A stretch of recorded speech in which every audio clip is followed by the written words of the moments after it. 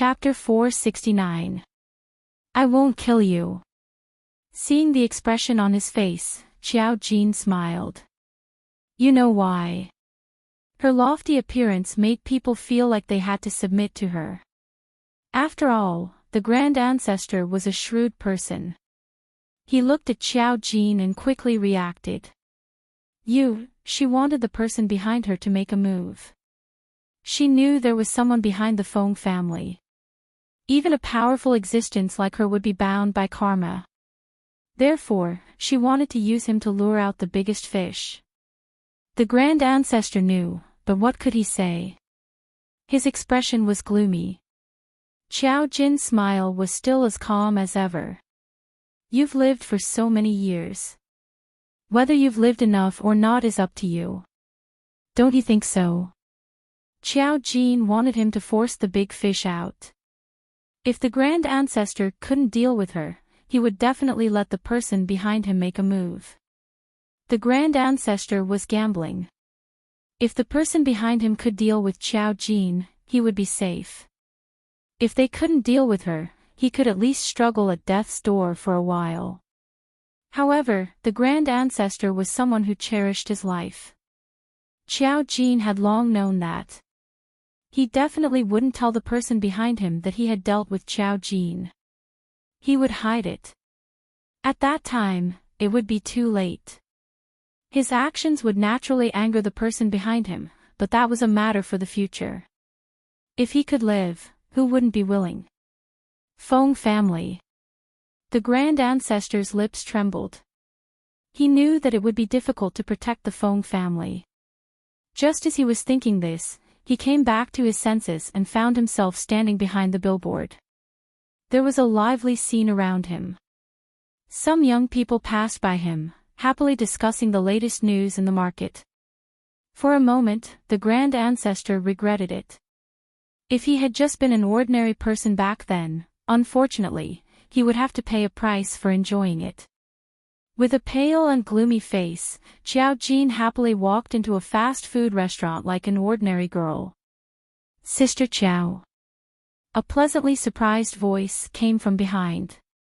Xiao Jin turned around and saw Duan Nianru holding two large bags. Xiao Jin nodded slightly. Hello. Sister Xiao, I knew it was you. You're too eye-catching. Duan Nianru happily ran over. She had recognized Xiao Jin as soon as she saw him outside. Now that she had come in, it really was him. She was so good-looking and had a unique temperament. She seemed to be glowing in the crowd. Even this fast food restaurant couldn't block her radiance. Xiao Jin was ordering food when he said, "Do you want to eat something? I'll treat you. Sister Xiao treated me last time, so I'll treat you this time." Duan Nianru smiled. She had originally come here to buy egg tarts. Xiao Jin, it's okay, I'll treat you next time. Do you want egg tarts? Duan Nianru's eyes widened. How did you know? Xiao Jin smiled and didn't say anything. He ordered 3 egg tarts and some chicken wings for Duan Nianru. Duan Nianru curiously asked, "Big Sister Xiao, why do you seem to like eating fast food?" The last time she had come, he had also treated her to fast food. Xiao Jin said, "It's nothing. It's convenient and the taste is okay." When the person in charge of packing the food saw Xiao Jin's appearance, shock appeared in his eyes. When he picked up the chicken wings, he unconsciously ordered a large one for Xiao Jin. When Duan Nianru saw this, she felt that this was truly the treatment of a great beauty. Following Xiao Jin was really good. Xiao Jin took the food and gave Duan Nianru her share. Duan Nianru was a bit embarrassed. "You always treat me to food, so I bought some fruits. Take 2. Chapter 470. Xiao Jin knew that with her personality, she would be embarrassed, so she picked 2 kiwis. Duan Nianru was overjoyed. "Big Sister Xiao, the capital is so big, but we still managed to meet each other. It must be fate. Do you have time to come to my house for a meal? We've been busy for the past few days, and the decorations are almost done. The new house is really beautiful. Xiao Jin thought for a moment. I'll go when I have time. I don't have much time right now. Someone from my family is still in the hospital. Ah. Duan Nianru seemed to be in disbelief. Oh, okay. Let's meet again next time. Xiao Jin nodded. Before leaving, she reminded her, remember not to use your ability carelessly. With so many people from the He early family dead, there would definitely be a large group of people looking for a formation master. It wouldn't be good if Duan Nianru was exposed. Duan Nianru, I'll remember Big Sister Qiao's teachings. When she was at home, she was afraid of being seen by her parents, so she didn't dare to use her ability carelessly. Xiao Jin waved at her with a smile and left. Duan Nianru couldn't help sighing. Good-looking people were really good-looking when they smiled. When Xiao Jin returned to the hospital, Musichu objected to her buying fast food. That was because he never ate such things. However, she and Musilian ate happily. Musichu could only look at the two of them and shake his head helplessly. A few days later, Song Yanqing returned from abroad. Su Xiu's mother's birthday was coming. Xiao Jin didn't inform anyone. In the morning, Song Yanqing came to pick her up. Ah Sha drove over. Early in the morning, Song Yanqing saw Xiao Jin. Her smile was as gentle as ever. Long time no see. Xiao Jin, it's only been a few days. Today, she was wearing a simple white short-sleeved shirt, a pair of black shorts, and a pair of sneakers. A refreshing outfit was enough to attract people's love. Song Yanqing was also wearing a black shirt. The buttons were buttoned up to the collar. He was upright and meticulous. He was obviously an elegant young master, but he had such an ascetic aura. It was enough to make some people unable to control themselves. Xiao Jin, on the other hand, was pretty good at controlling himself. When she got into the car, Song Yanqing asked, I heard that your brother was admitted to the hospital a few days ago. Xiao Jin replied softly, it's just a small matter. It wasn't as if he had suffered any serious injuries. If it wasn't a small matter, then what was it? He was alive and kicking the next day when he was discharged from the hospital.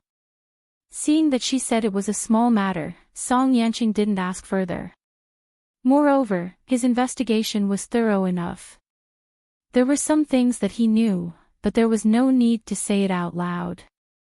Otherwise, the meaning would be different. Xiao Jin wasn't anyone to him. If he investigated the matter so thoroughly, it wouldn't be good if it caused her to retaliate. It's Su Xiu's mother's birthday today, and only the Lan family members are present. Xiao Jin asked curiously about what happened next. Song Yanqing nodded. The information that was sent back so far is only from the Lan family. The Su family doesn't have any relatives, so it's normal. TSK, this relationship is really abnormal. Didn't the Su family have other more important birthday partners?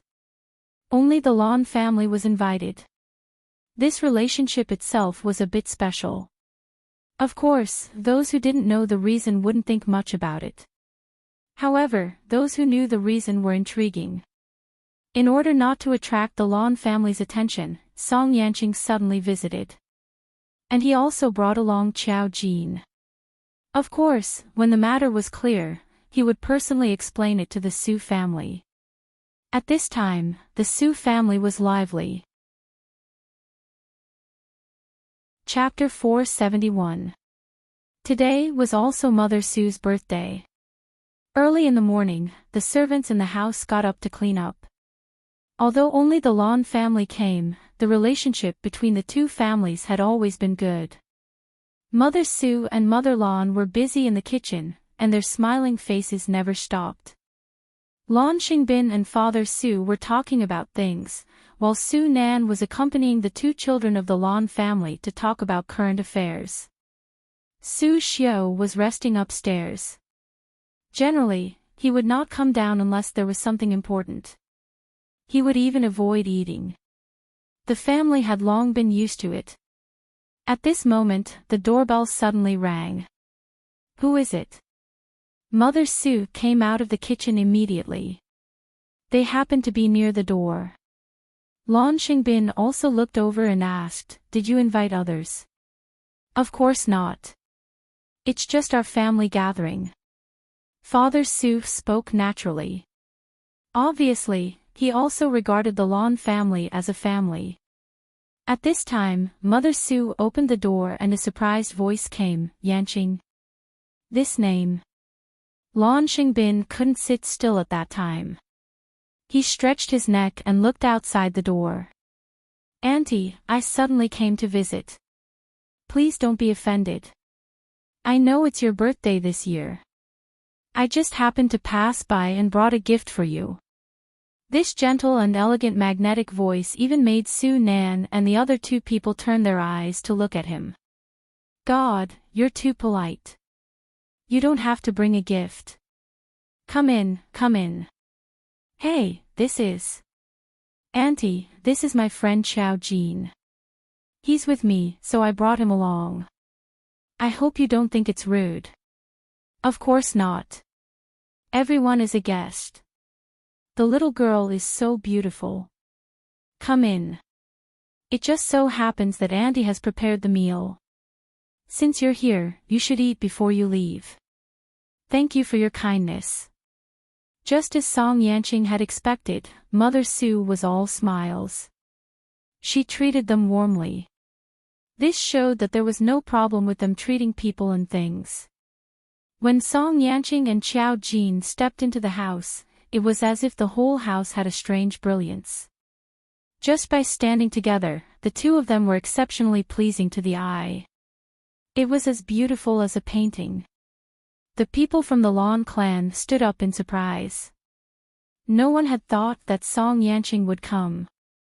Although the Su clan and the Song clan knew each other, they didn't have much contact with each other. Not to mention the fact that Song Yanqing had taken the initiative to visit other people's homes. No matter which family he visited, it seemed to be an honor for that family. The Lan family also wanted to get to know the people of the Song family. When Song Yanqing came over, Lan Xingbin was so excited that he didn't know what to say. "Brother Yanqing." Seeing Song Yanqing, Su Nan was somewhat surprised. He glanced at Xiao Jin again. He was surprised that Song Yanqing had brought Xiao Jin along. "Lord Song, nice to meet you." Just as Father Su was about to speak, Lan Xingbin walked past him and wanted to shake hands with Song Yanqing. He looked very excited. Song Yanqing glanced down and smiled faintly. "Hello, you don't have to be so polite. Just call me Yanqing." The Lan clan was a rich businessman, but it was not enough for the Song clan. Song Yanqing didn't like to interact with people, let alone shake hands with Lan Xingbin, who was a suspect in transferring misfortune. Lan Xingbin didn't feel embarrassed and immediately called out affectionately, "Yanqing, I've heard a lot about you. I've seen your father before. Now that I see you again, you've really surpassed your father." Father Su also came forward and smiled. "Yanqing, take a seat. Who is this young lady?" The Su clan didn't often interact with other people. Naturally, they hadn't heard of Xiao Jin. Chapter 472. Xiao Jin, my friend. We have something to do this time. I suddenly came and brought her along. I hope Uncle Su won't think it's rude. Of course not, of course not. Su Yu's father warmly welcomed them. The two children of the Lan family were looked up to by everyone outside. They were rich young masters, but now in front of Song Yanqing, they realized that they were not young enough. They were about the same age. Comparisons were odious indeed. The Lan family had a pair of children. The boy was called Lan Maoqian, and the girl was called Lan Maoqian. They were twins, brother and sister. Lan Maoqian took after his father. He was a famous playboy and often appeared on the headlines of Weibo and newspapers. Changing women was like changing clothes. The difference between him and Muzilian was that he was more of a scumbag. He often caused people to die, including the pregnancy of girls. Muzilian was not on the news. Lan Maoqian was not like him. She looked like a dignified young lady from a wealthy family. She looked a little lively. She grew up with Su Nan and had a good relationship. The two families originally agreed that Lan Maoqian and Su Nan would get married in the future. However, at this time, Lan Maoqian saw Song Yanqing. She was not like other girls. She was obviously stunned. Then, her eyes flashed. When she went over, she called Song Yanqing softly and shyly like her brother. Song Yanqing just nodded at them and said a few more words to Su Nan. Lan Maoqian had been watching from the side in a daze. It was so obvious that it was impossible to ignore it. Then, her eyes fell on Qiao Jin. Qiao Jin also caught a glimpse of her.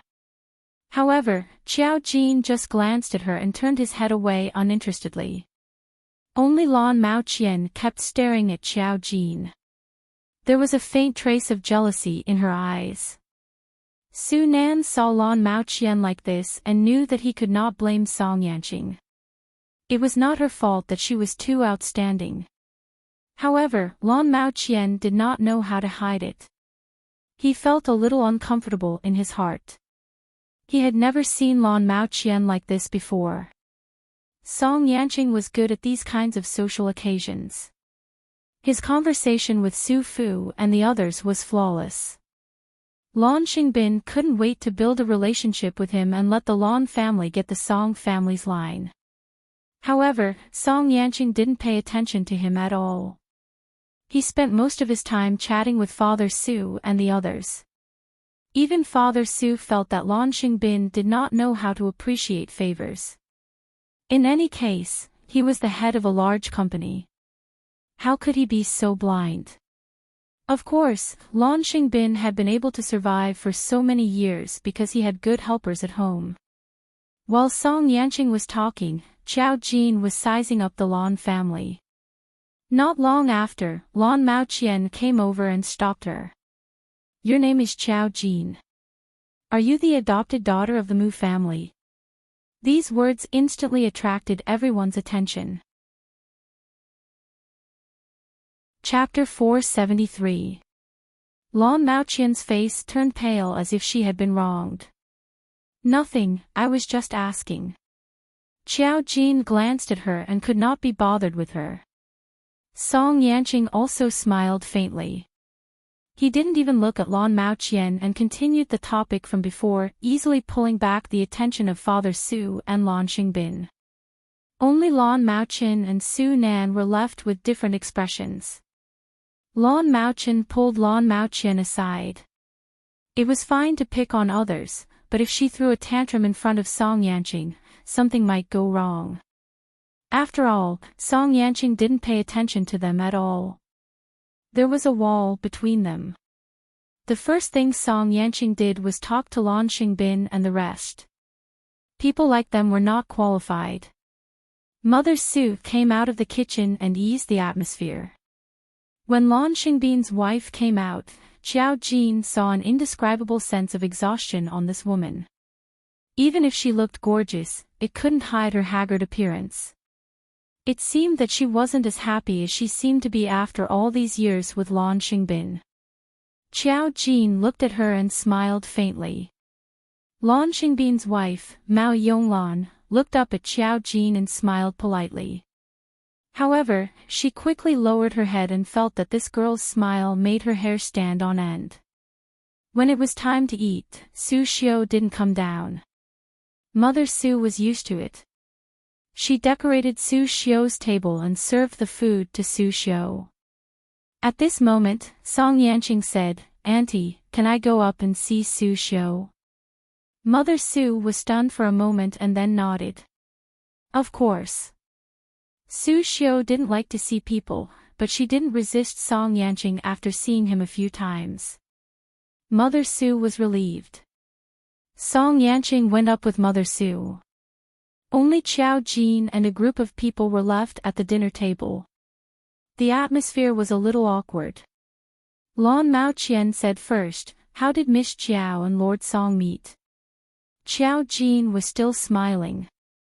"Does it have anything to do with you?" Lan Maoqian, the others also looked a little embarrassed. The girl brought by the Lord Song had a really bad temper. Su Nan picked up a piece of beef and placed it in Lan Maoqian's bowl. "Eat your food." Lan Maoqian suddenly felt wronged. She picked up the beef and threw it away. She pouted and cried, "I was just asking." Lan Xingbin's expression changed. "Qianqian." Mao Yonglan immediately said, "Qianqian, it's okay. How can you fight with Su Nan? It wasn't Su Nan who made you angry." Her words had a hidden meaning. Seeing this situation, Su Yu's father felt a little awkward. Everyone knew that Lan Maoqian had princess syndrome. However, Song Yanqing was present today, and she acted up like this. Mao Yonglan stood up and walked to Lan Maoqian's side. She took a tissue to wipe her tears and said dotingly, "You're already an adult, yet you're still crying. You're just relying on your mother's love." Su Fu's expression froze. Chapter 474. Seeing their abnormal reactions, Father Su laughed and said, "Aren't you praising your skin?" Mao Yonglan's reaction was obviously different. There was a trace of fear in her eyes until Lan Maoqian slapped her hand away impatiently. "Mom, you're hurting my eyes. What are you doing?" In front of these people, she didn't seem to be the well-bred lady that was widely rumored to be. She exposed her true nature incisively and vividly. Sure enough, even the rich needed to set up a persona. "Sorry." Mao Yonglan apologized absent-mindedly, withdrew her hand, and returned to her seat. She looked at Qiao Jin as if she had seen a ghost for a moment. She couldn't bear to see someone say that to her. Lan Xingbin's face gradually darkened. "Enough, Maoqian, eat your meal." Even Lan Maoqian was shocked to see his father, who had always been gentle and amiable, lose his temper. She lowered her head subconsciously. The more she thought about it, the more aggrieved she felt. She just pursed her lips and didn't dare to cry out this time. The atmosphere at the dinner table was suffocating. Su Nan and Lan Maoqian looked at each other and didn't know what to say. It seemed to be a war between women. However, they didn't understand why Mao Yonglan suddenly stopped talking because of Qiao Jin's words. This didn't seem like Mao Yonglan's style. Song Yanqing came down after a while. Seeing him come down, no one said anything inappropriate. Qiao Jin didn't say anything either until Song Yanqing ate a little. In fact, he didn't eat much at all, but he already gave enough face. After dinner, Mother Su still enthusiastically asked Song Yanqing to stay and play for a while. Song Yanqing said that he had something to do and declined. Then, he left with Qiao Jin. After they left, Su Xiu suddenly went out and came to the stairs. Everyone was surprised to see him suddenly appear. Lan Maoqian looked at Su Xiu and a trace of disgust flashed through her eyes. Su Xiu didn't care about her gaze. He just said to his brother in a hoarse voice, "Brother, come up. I have something to tell you." Su Nan was somewhat puzzled, but he still nodded and went upstairs to follow Su Xiu into the house. After they left, Mao Yonglan couldn't help asking the host, "Hong Man, why did the young master of the Song family suddenly come to celebrate your birthday?" The host's full name was Shang Hongman. She was a little surprised. "What's wrong?" The Lord Song said that he happened to pass by and remembered that it was my birthday today, so he brought me a birthday present. Besides, I didn't invite him. This time, he came with a friend, which meant that he happened to pass by on business. Sigh, I didn't expect him to remember my birthday.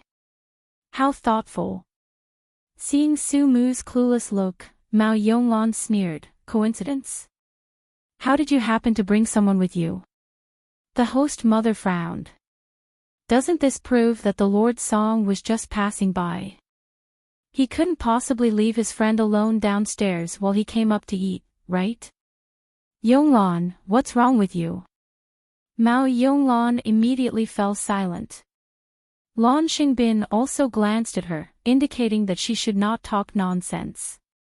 At this time, Lan Maoqian came up and asked Mother Su hesitantly, Auntie, is the relationship between your family and the Song family very good? Are Brother Nan and Brother Yanqing very close? Her question was a little strange. Mother Su liked her, so she smiled lovingly and said, No, it's just that our father used to have some contact with his grandfather. Chapter 475. That relationship was from the previous generation, which was too far away from the present. In addition, since the death of the old man, the Su family's relationship with many people had faded. Lan Maoqian's eyes flashed, is the one who came just now Brother Yanqing's girlfriend? I haven't heard that your Brother Yanqing has any girlfriend. He said she was a friend. Oh. Lan Maoqian didn't know what was going on, but his mood relaxed a lot. Lan Xingbin looked at Lan Maoqian with a look of sizing up. Lan Xingbin asked Mother Su, Lord Song is 25 this year. Does he have a girlfriend or fiancé? Mother Su shook her head and smiled, I haven't heard of any. His family is not in a hurry. With his identity, how can he worry about this kind of thing? He just doesn't want to find one. Now there are many famous girls in the capital aiming for the position of the Song family's young madam. Lan Xingbin gave a meaningful, oh. If it weren't for today's incident, he wouldn't have known that the Su family and Song Yanqing had a close relationship. Song Yanqing specially came up to celebrate Mother Su's birthday when he passed by. The Lan family was rich, but compared with the Song family, it was not worth mentioning. If he could get in touch with the Song family, thinking of this, Lan Xingbin's heart was a little hot. Mao Yonglon looked at their faces and knew what they were thinking. Her face sank, and she got up and said, I'm not feeling well. I'll go back first. Mother Su immediately said, Where are you feeling unwell? Why don't you rest here? Mao Yonglon reluctantly squeezed out a smile, No, I have something to do at home. She rejected Mother Su's proposal and glared at Lan Xingbin. Lan Xingbin had no choice but to take Mao Yonglon and the two children of the Lan family back. What did you see? In the car, Song Yanqing asked Xiao Jin about the Su family. Xiao Jin touched his chin and said with some playfulness, I thought it was a curse array at first, but now it seems that it can change faces. Change faces. Song Yanqing raised his eyebrows slightly, you mean Mao Yonglon? Xiao Jin also looked at him with a faint smile. You can tell. Song Yanqing nodded. When I went in and saw her, I felt that something was wrong. She gave me a feeling of lethargy, as if she was about to die. But looking at Mao Yonglon's state, it didn't seem like it. Xiao Jin said, she changed into a dead person's skin. Of course she would be in this state. Song Yanqing had thought that there might be some entanglements, but he didn't expect there to be such a strange story. Indeed, the more time passed, the more things he saw. Therefore, she quietly listened to Xiao Jin's next words. Xiao Jin said, I can't tell the specifics. My initial guess is that Mao Yonglon isn't the real Mao Yonglon. She's either the lover that Lan Xingbin dumped in the story, or she's another lover. The real Mao Yonglon is dead. The one who put the curse on Lan Xingbin should be Mao Yonglan. I just said a few words to test the waters. Obviously, both Lan Xingbin and this Mao Yonglan knew about it. In just a few words, a melodramatic and cruel drama had begun. Lan Xingbin should have killed the real Mao Yonglan in order to let his lover take the place. And this lover changed her face into Mao Yonglan's. Why didn't he feel uncomfortable? Qiao Jin couldn't understand the thoughts of these people. Song Yanqing said thoughtfully, I just went up and told Su Xiao about this possibility. I just gave him an analogy. Chapter 476. After all, the evidence hadn't come out yet, so he didn't say anything. Su Xiao was a smart person, so he guessed quickly. For so many years, only the Lan family was inexplicably close to the Su family. Their relationship was unbelievably good. But he couldn't remember many things when he was young, so he could only know by asking his parents. Qiao Jin touched his chin. I probably know where the real Mao Yonglan died. Anyway, no matter who this Mao Yonglan was, she was not the real Mao Yonglan. Because the identity of Lan Xingbin's wife had never changed from the beginning to the end. Since the person was wrong now, she must have been replaced by someone else. Qiao Jin had an idea and said, I'm going to check the Lan family tonight. You don't have to go. Wait for my news.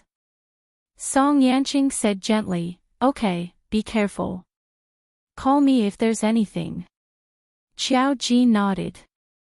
The residents of the Lan family provided Qiao Jin with a convenient place. Their home was in a villa area in the suburbs, opposite a big mountain. Qiao Jin appeared on the mountain and used the array to know the movements of the Lan family. She sat on a tree and heard the wonderful drama from the Lan family. Mao Yonglan was a little uneasy since returning to the Lan family. As soon as she got home, she couldn't help quarreling with Lan Xingbin. Lan Xingbin thought she was crazy, that little girl just said it casually. Did you take it seriously? Thinking of the little girl's beautiful face and unique temperament, Lan Xingbin's heart was still rippling. If she wasn't Song Yanqing's person, she just said it casually. Mao Yonglan screamed and touched her face, I've been with it for 20 years. When will it end? Do you know how long I have to calm myself down every night before I can fall asleep? When will I be able to return to my original identity? Lan Xingbin hurriedly stepped forward to cover her mouth and was a little scared. What are you talking about? Mao Qin and Mao Qian are both at home. If you are heard by them, how will you explain it? Are you crazy? Because he was too anxious, his face was a little distorted. Mao Yonglan struggled madly and struggled to free herself from Lan Xingbin's grip. She stood where she was, panting heavily as she glared at him hatefully. Lan Xingbin frowned and turned his face away. He didn't want to see her expression. Don't be crazy. She just said it casually. I don't know why you have such a big reaction. You've persevered for so many years. Can't you persevere for the last few days? He was about to die, about to die. By then, everything will be over. Do you understand? But in the last few days, I can't take it anymore.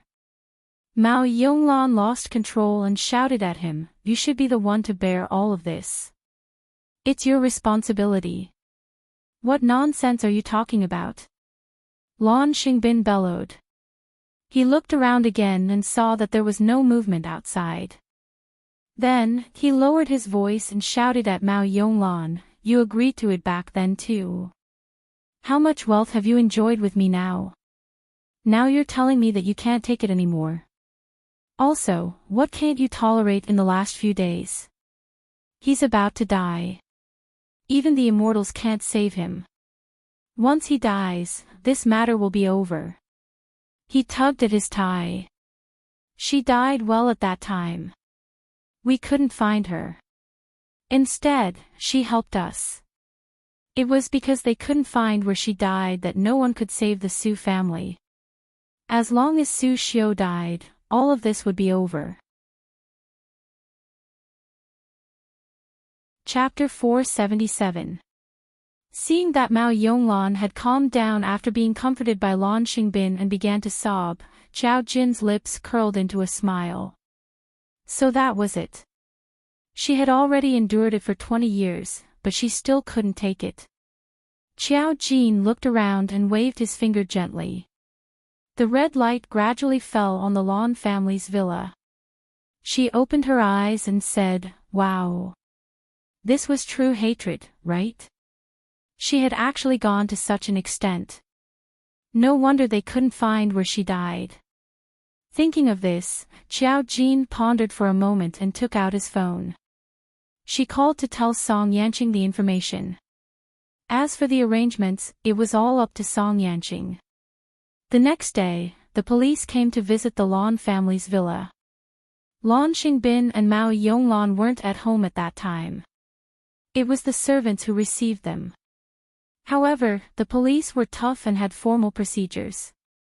The general idea was that they received a report that a female body had been buried in the garden of the Lan family's villa. Because the details were quite complete, the police came to investigate suspiciously. Even if the Lan family didn't accept it, they had to at least wait for the police to investigate. At that time, Lan Xingbin felt that something was wrong. He had connections, so he must have done it often. However, now that the police came, he must have been targeted, so no one informed him.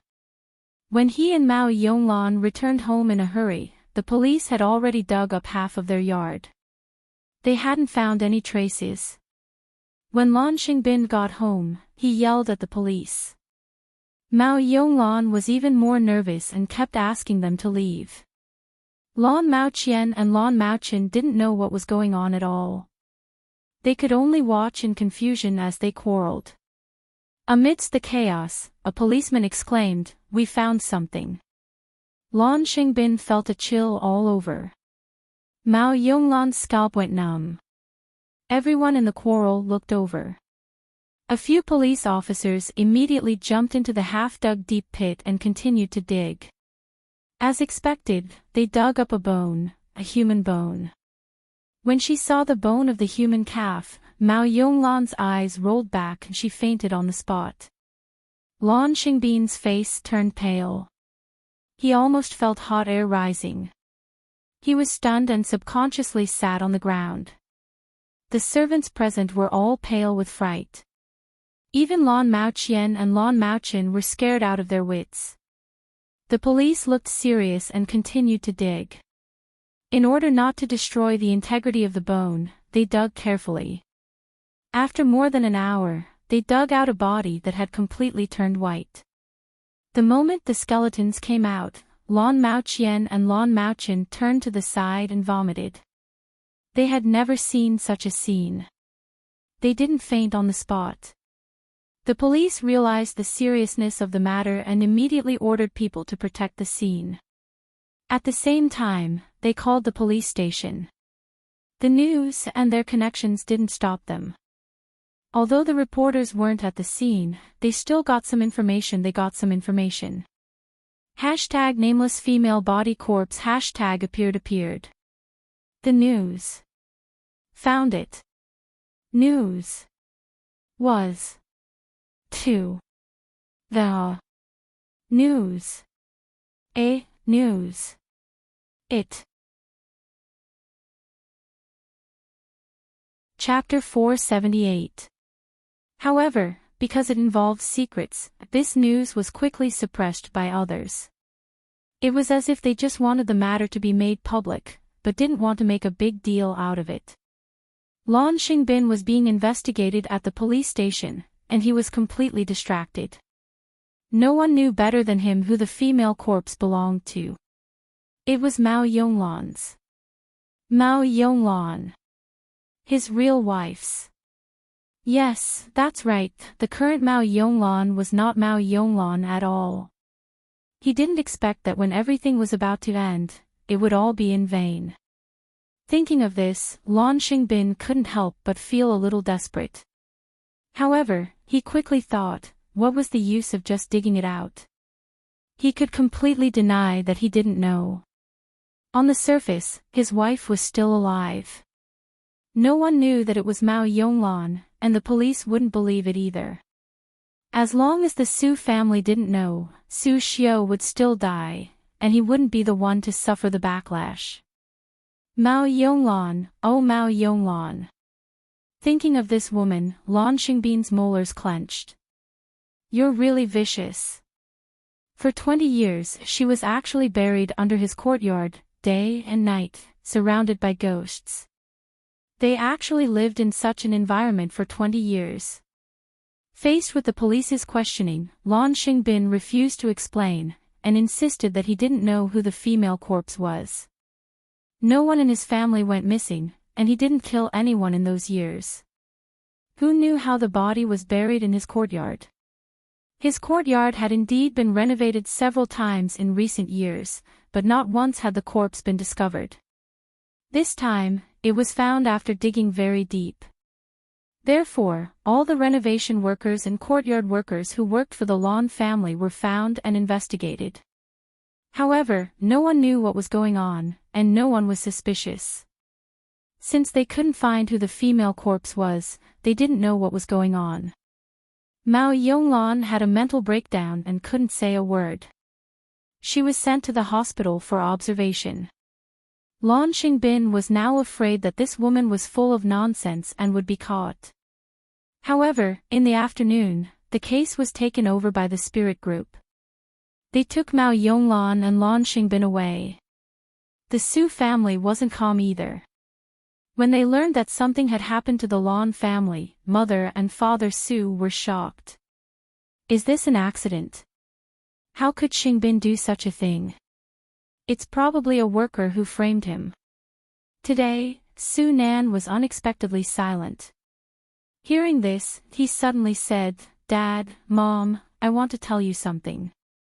Whether you believe me or not is secondary. Do you want to hear me out? Seeing their son's serious look, the Su parents were a little surprised. What do you want to say? We'll listen. Su Nan hesitated for a moment, pursed his lips, and told him everything that Su Xiao had told him. For something like this to happen in Uncle Xingbin's family, it might not be an accident. That corpse belongs to Auntie Yonglan. When father and mother Su heard this, they were stunned. What nonsense are you talking about? Your Auntie Yonglan was perfectly fine. How could she have become a corpse? Do you know what you're saying?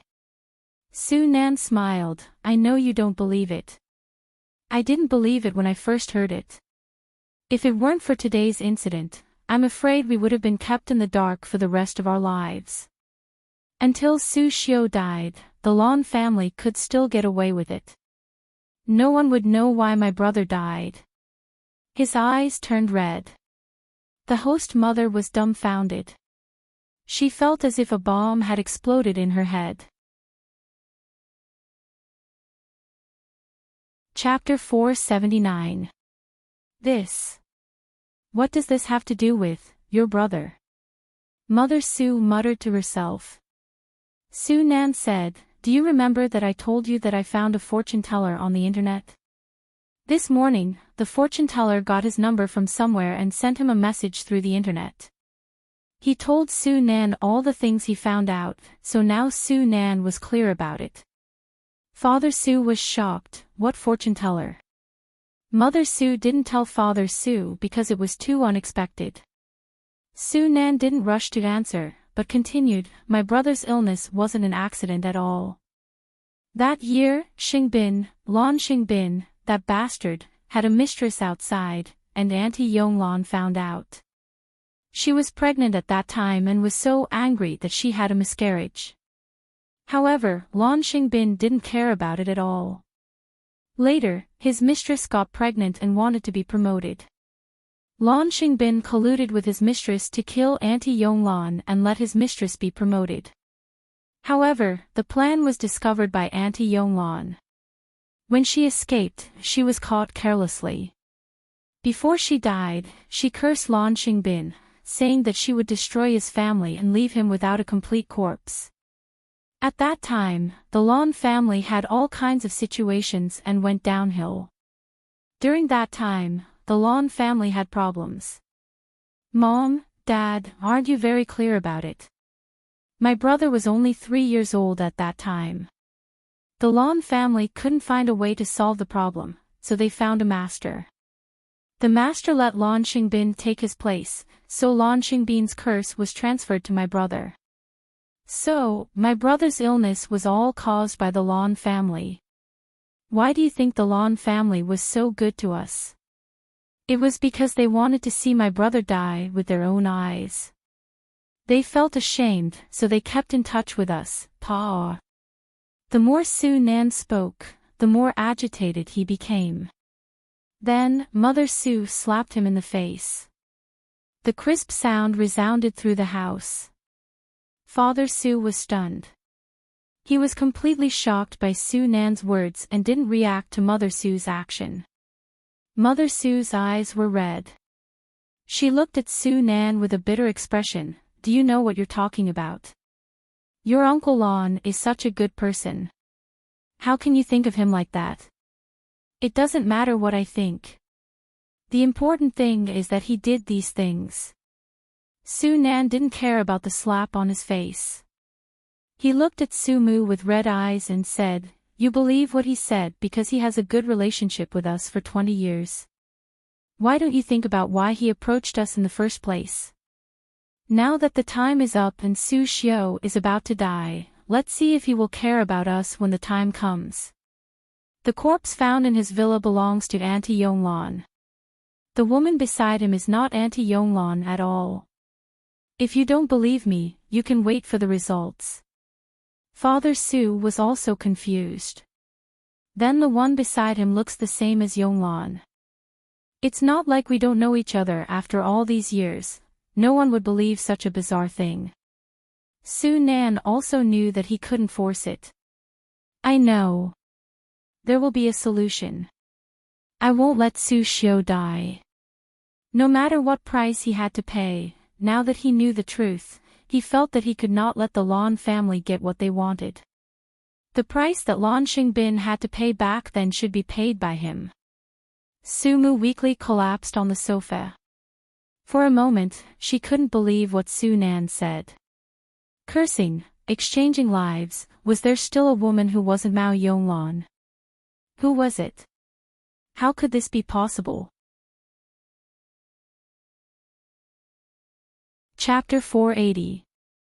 The Feng family came and took the Lan family away. When Qiao Jin received the news from Song Yanqing, he was not surprised. Qiao Jin said, This matter was originally done by the Feng family's eldest son. Now that the matter has been exposed, he is afraid of being investigated. Song Yanqing raised his eyebrows slightly. How do you think the Su family will end this matter? Qiao Jin said, I promised you that since I've found the bodies, I'll exchange their lives for theirs. Don't worry, we'll see the results tonight. Lan Xingbin will walk right into the trap. She left this sentence, and Song Yanqing naturally believed her. Lan Xingbin was now taken away, but he was not in a hurry. He could not let the Feng family find out that the Song family was also involved. Many things were interesting when hidden in the dark. Not long after Qiao Jin's words, Lan Xingbin appeared at the Su family's house that night. He had obviously been detained, but now he ran out directly and went to the Su family's house. When Su Mu opened the door and saw Lan Xingbin, she did not subconsciously smile to welcome him. Her face was a little stiff. At this time, Lan Xingbin did not care, or even if he saw it, he would not care. He directly pushed the door open and ran inside, shouting loudly, Su Xiao, Su Xiao. He was shouting so urgently, as if there was something important going on. He never called Su Xiao before. When Su Mu behind him heard him call Su Xiao, her heart immediately turned cold. She said, What are you shouting for? Su Xiao is sleeping. She couldn't figure out what she felt in her heart. She couldn't believe what Su Nan said, but she didn't know how to face the Lan family. What are you calling me for? Su Xiao came down. He stood at the door, tall and straight, dressed luxuriously. He was obviously a young man who should have an extraordinary life, but because of this strange disease, he was forced to hide at home. There was a gloomy atmosphere. He wore a mask that covered most of his face, and a pair of clear eyes looked at Lan Xingbin coldly. Su Xiao, please help your uncle one last time. This is your uncle's only request. When Lan Xingbin saw Su Xiao, he was like a mouse that had seen meat. He ran toward Su Xiao but was stopped by Su Xiao halfway. What are you doing? She felt that there was something wrong with the excited Lan Xingbin. Lan Xingbin shook her off and walked toward Su Xiao. Su Xiao saw him throwing his mother and his eyes turned fierce. What are you doing? When he saw that Lan Xingbin was about to come up, he lifted his foot and kicked Lan Xingbin down. Lan Xingbin didn't expect him to kick him directly. He screamed and fell down the stairs. He fell to the ground and startled the host mother. Su Nan felt that something was wrong. He opened the door and saw the situation. He immediately came forward to stop Lan Xingbin and scolded, "You dare to come here? What do you want?" Lan Xingbin looked at Su Nan and cried, "Su Nan, uncle was forced to do this. Uncle had no other choice. In any case, your brother won't live long. He'll die sooner or later. Su Xiao, kill yourself. Kill yourself right now." He seemed to have lost his mind, and when he spoke those words, it immediately shocked the Su clan's people. Are you crazy? The host mother screamed, Lan Xingbin, do you know what you're talking about? Are you out of your mind? If you're crazy, you can die by yourself. You actually asked my son to kill himself. The host mother was his reverse scale. Lan Xingbin was undoubtedly crazy now. Chapter 481. I can't help it. Anyway, he won't live long anyway, right? Lan Xingbin was now crying and his face was twisted. His whole person was very ugly. There was no trace of his previous high-spirited appearance. Mao Yonglan's body was dug out, which caused a lot of stimulation to him. The result in the Feng family was not very good. He was really forced into a corner. Now, as long as Su Xiao died, it would be fine. As long as he died, this matter would be over. You lunatic, get out of my way. Get out. Otherwise, I will kill you. Su Nan was also very angry by his words. He was trembling and couldn't wait to kill Lan Xingbin right now. Lan Xingbin didn't deserve to be called a human being if he dared to say such words. Su Xiao raised his chin and said softly, even if I die, I will never let you do as you wish. You, Lan Xingbin's eyes turned red and suddenly saw a fruit knife on the table. He immediately ran over and picked it up. Since you don't want to commit suicide, then I will help you. If you die, this matter will be over, and the curse of that crazy woman will be gone. After he said these words with a twisted expression, he rushed to Su Xiao with the knife. Su Mu screamed, Su Nan, Su Nan.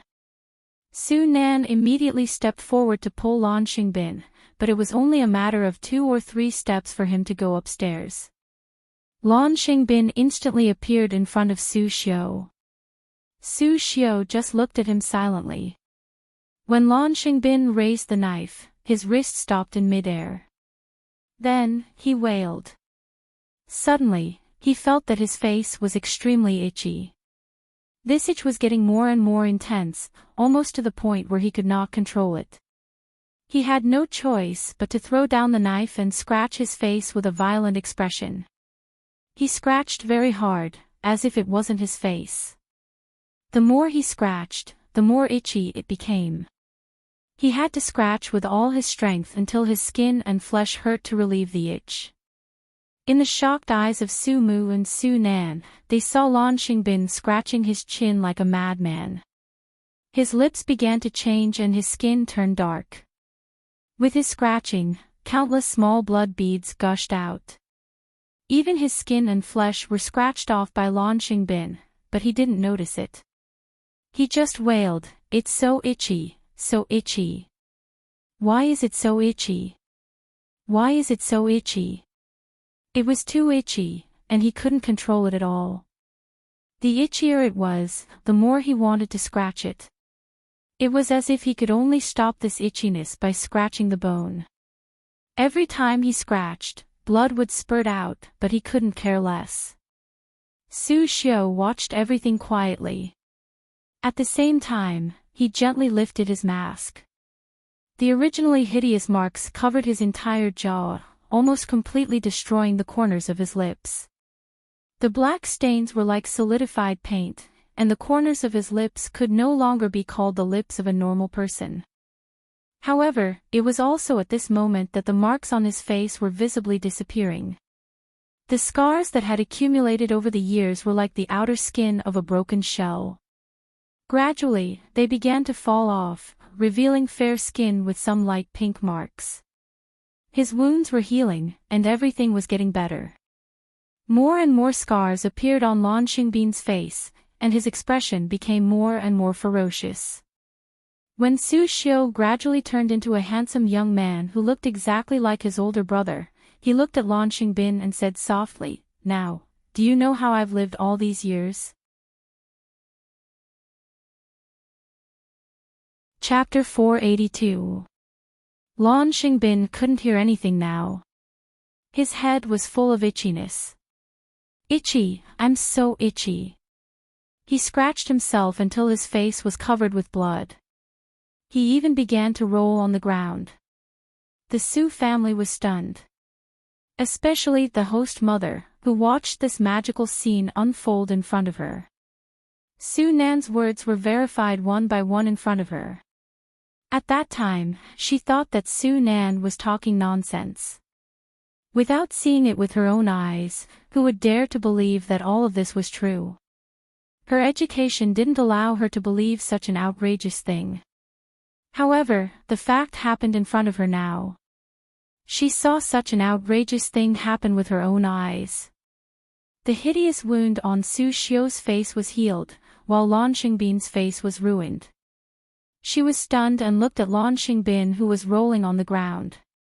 She was both scared and somewhat unable to hold back her hatred. If all of this was true, then all of this was true.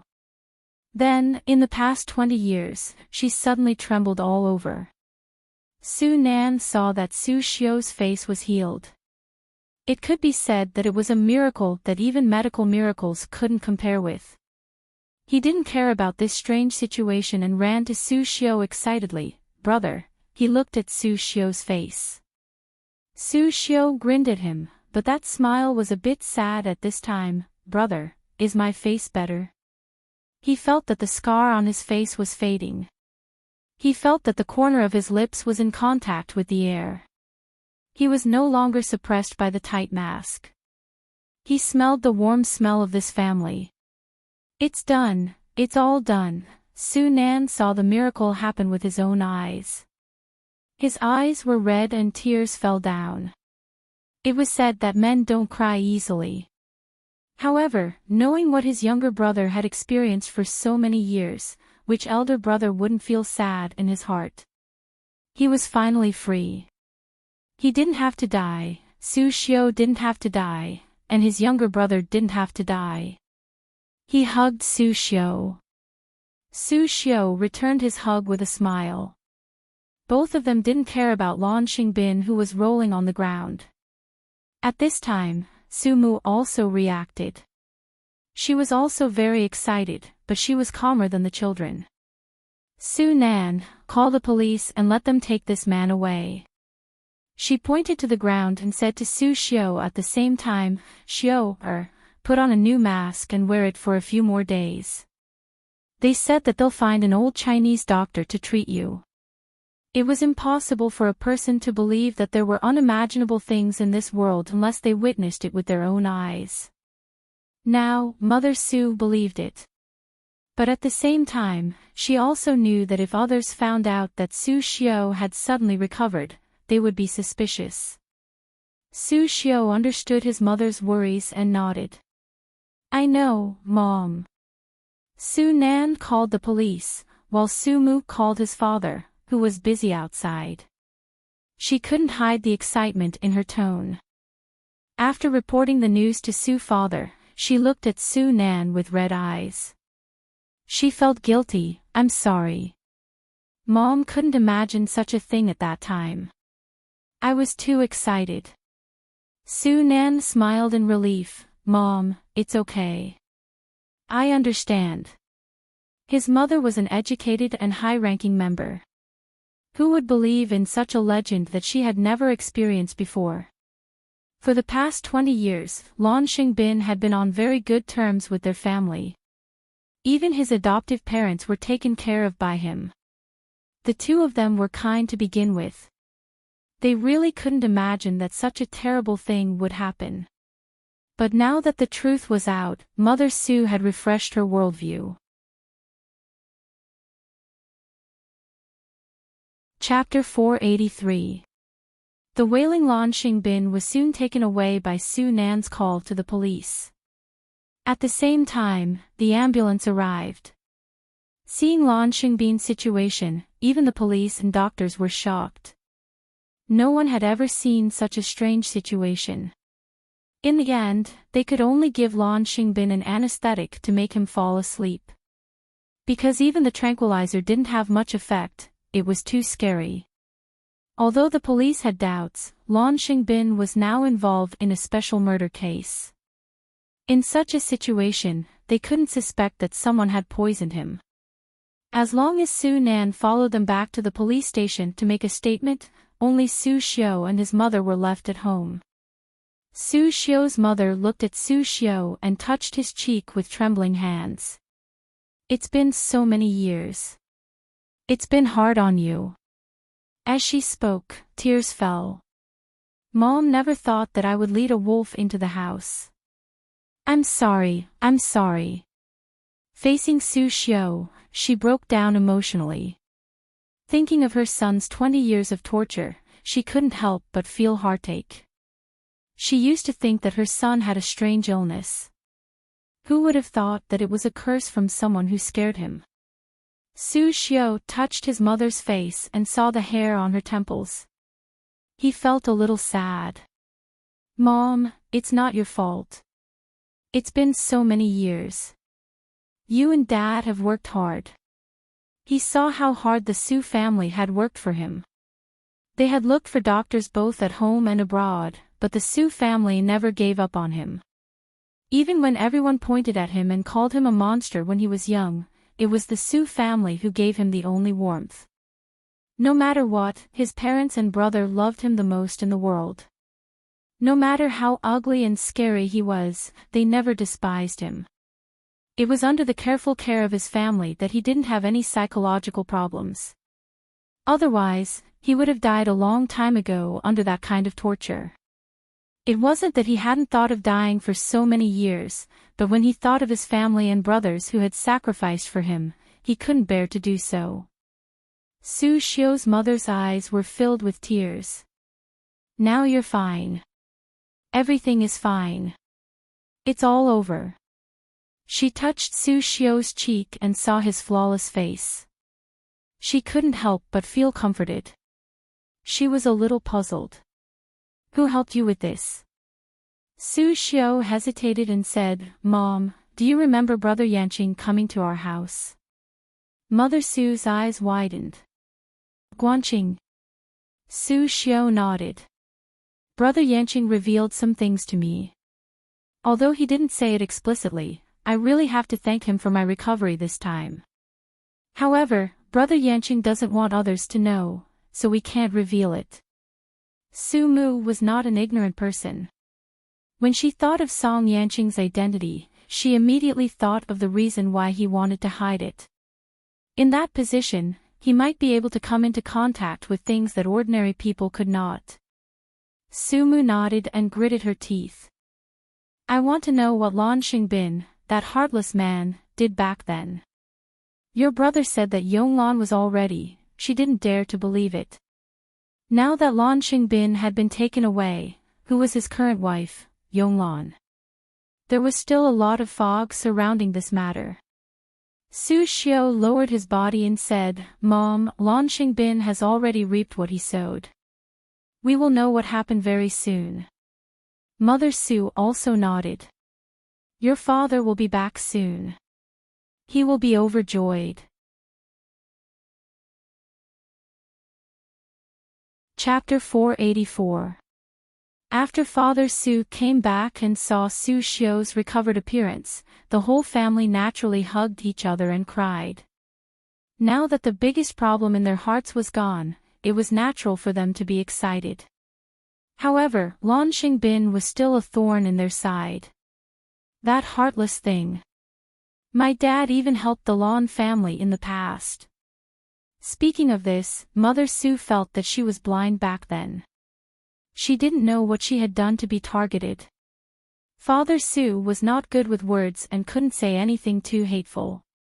However, his hatred for Lan Xingbin was obvious at this moment. He scolded him for being heartless. After scolding him, he reacted and said, in the past, Lan Xingbin did have a favored mistress by his side. Didn't they say that she was pregnant? They even made a big fuss back then. That era was not as open as it was now. Basically, any bit of news that spread in the circle was very shocking. Lan Xingbin's mistress' pregnancy was not a secret. Mother Su nodded. Didn't they say that Yonglan was so angry that she had a miscarriage? How could it be so fast? She gave birth to Lan Maoqian and Lan Maoqin, a pair of fraternal twins. The three of them looked at each other and had a tacit understanding. The Lan family's matter was probably more terrifying than what they knew. Just the matter of Mao Yonglan switching people, it was incomparably bizarre. In the hospital, Lan Xingbin acted up very quickly. His entire face was scratched up by himself. The medical staff had no choice but to continuously inject him with all kinds of tranquilizers. However, injecting too many of these things would still be harmful to the body. For the current Lan Xingbin, there was no difference whether it was harmful or harmless. It was obvious to the naked eye that he wouldn't live long. However, Lan Maoqian was still making a scene in the hospital. I don't care. You must save my dad. What kind of strange disease did he get? You must save him. Lan Maoqian was crying at this moment. She looked at her father in the intensive care unit, but there was nothing she could do. She didn't know why her father got this strange disease overnight. The medical staff was helpless. Everyone had tried their best but was still scolded by Lan Maoqian. However, because the other party was from the Lan family, they had to serve her well. Of course, the news of Lan Xingbin's strange illness was not hidden from the media reporters. Someone had sneaked in, wanting to get some exclusive news. Lan Maoqian was very busy dealing with the leaking of this news, but Mao Yonglan was nowhere to be found. Lan Xingbin, who was in the ward, was calm for a while. He called Lan Maoqian in. Separated by a protective cabin, Lan Maoqian's face, which was covered with a mask, was stained with blood. It was so hideous that Lan Maoqian could not bear to look at it. She could only cover her face and cry helplessly. His pair of gray eyes revealed his struggle to survive. Go find the Su clan and beg them to let Su Xiao come back. If he comes back, father won't die. Lan Maoqian only understood half of it. He cried and asked, Dad, what should I change? Lan Xingbin glared at her. Go now. He already couldn't say too much. He knew that there wasn't much time left. His time was almost up. Mao Yonglan didn't have much time left in the 20 years she had left behind. Lan Mao Qian hurriedly went to the Su clan. At this time, the Su clan didn't want to see anyone from the Lan family. However, Lan Mao Qian was innocent. Father Su couldn't bear to see her like this, so he let Lan Mao Qian in. Who knew that as soon as she came in, she went to find Su Nan. She mistook Su Xiu, who had recovered in the living room, for Su Nan. She stepped forward and grabbed his hand, crying, "Su Nan, save my father. Save my father, okay?" Chapter 485. Save what? How can I save him? Su Xiu's tone was indifferent as he shook off Lan Mao Qian's hand. He had never liked Lan Mao Qian. Lan Mao Qian did not like him and hated him. He could tell in the past. Now that he had recovered, he basically did not have a good impression of Lan Mao Qian. Lan Mao Qian's tears gushed out. I don't know. Dad said that as long as he swaps with your brother, it'll be fine. Can you let your brother swap with my dad? We're so close. It's only right for you to help, right? Mother Su's temples were throbbing as she listened. Her heart was heaving up and down. She stood up and looked at Lan Mao Qian. At this moment, she was a little resentful. Do you know what you're talking about? Do you know what your dad did? Lan Mao Qian was frightened by Mother Su's rare stern expression. He took a step back and looked innocent and wronged. I don't know. If you don't know, why did you listen to your dad and beg us? Su Xiu's tone was mocking. Mother Su said, if you don't know, then I'll tell you. She told Lan Mao Qian the whole story. After Lan Mao Qian heard it, his worldview was refreshed. Of course, he did not believe it at all. He screamed, "Auntie, are you crazy? My mother isn't my mother. My dad's curse back then was transferred to Su Xiu. What are you talking about? Do you know that it's the 21st century now?" Her expression was the same as Mother Su's. The difference was that Mother Su could see the truth and calm down. Even if Lan Mao Qian saw the truth, he might not be able to calm down. I don't even know what you're talking about. She was so angry that she wanted to leave on the spot. However, when she thought of the consequences of leaving, she could not bear to see her father leave. If her father left, wouldn't the Lan family be ruined? Her brother had to run a company. What if something happened to her life in the future? Her eyes were hazy with tears. Even so, it's been so many years. Our family has compensated you enough. Why can't we let Su Xiu be a good person to the end? As long as he swaps with Dad, Dad won't have to suffer anymore. Get out of here right now. Mother Su did not expect that she would not speak in human language at all. She used her last bit of self-restraint to control herself. She was furious. I used these 20 years of friendship to stop myself from hitting you. I only thought that your father was heartless. I didn't expect that the child he raised was also a heartless thing. Lan Mao Qian's eyes widened. How am I heartless? I just don't want, get out. Even the mild-tempered Father Su couldn't take it anymore. He reached out and grabbed a broom, his veins popping out of his forehead. If you don't get lost, I'll beat you up myself. I.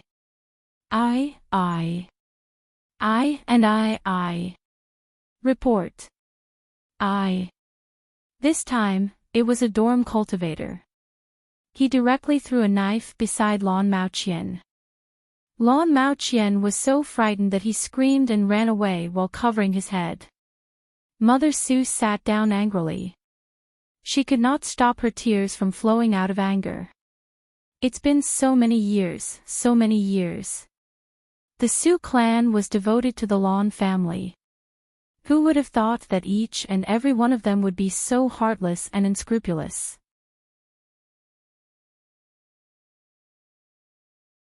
Chapter 486. Su Xiu hugged his mother in his arms to comfort her. Su Nan sent a message saying that he had contacted the master. Someone would take care of the follow-up matters for the Su family. Of course, it wasn't Song Yanqing. It was the Feng family. When the great ancestor heard that his favorite junior had done such a thing, he didn't care at first. Feng Xinlin, who was the person in charge of the Feng family, had an extraordinary bearing. When she brought Lan Xingbin back to the Feng family to explain this matter to the great ancestor, she said in an indifferent tone, "Lan Xingbin was my friend back then. I couldn't just watch something happen to my brother, so I found a suitable family. Ah, Zhu helped me.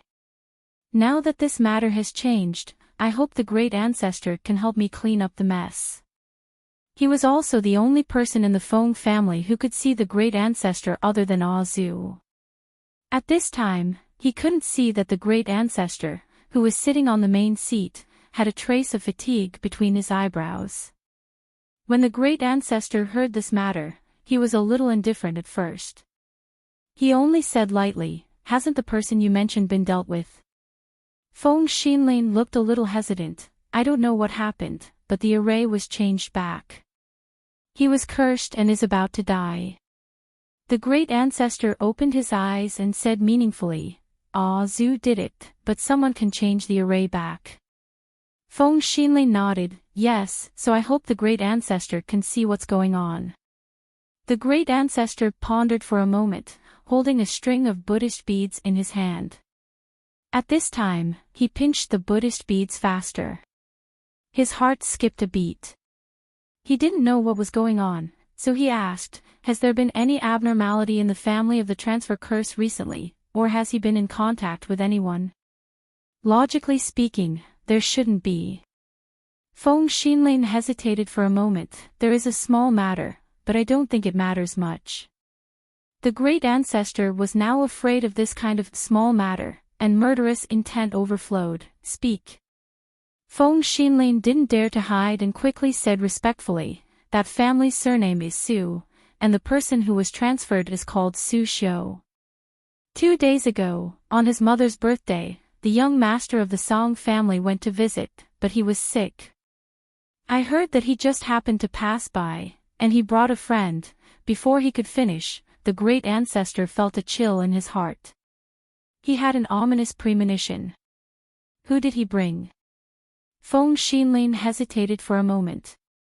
"I think Ah Zhu paid special attention to Qiao Jin some time ago. Is she all right?" "Pa." The great ancestor smashed a small incense burner on the table onto Feng Xinlin's head, raging, "You bunch of trash, why didn't you report this earlier? Why? Both of you still want me to clean up after you've done something wrong. You're really capable. Trash." It was rare for him to be so angry, and Feng Xinlin immediately realized that something was wrong. Cold sweat dripped down her forehead. "Great ancestor, you don't have to care about this matter anymore. Hurry up and get out. If he wants to die, then let him die. You have to push all the blame to someone else. Otherwise, don't blame me for not being able to save you when the time comes." The great ancestor couldn't tell how terrifying Qiao Jin was. At this moment, facing the continuous attacks, he couldn't wait to skin this group of descendants of the Feng family who targeted him alive. Each and every one of them, how could they be so useless and provoke someone they shouldn't provoke? Feng Xinlin's eyes turned fierce, and her bearing sank. She turned around and left.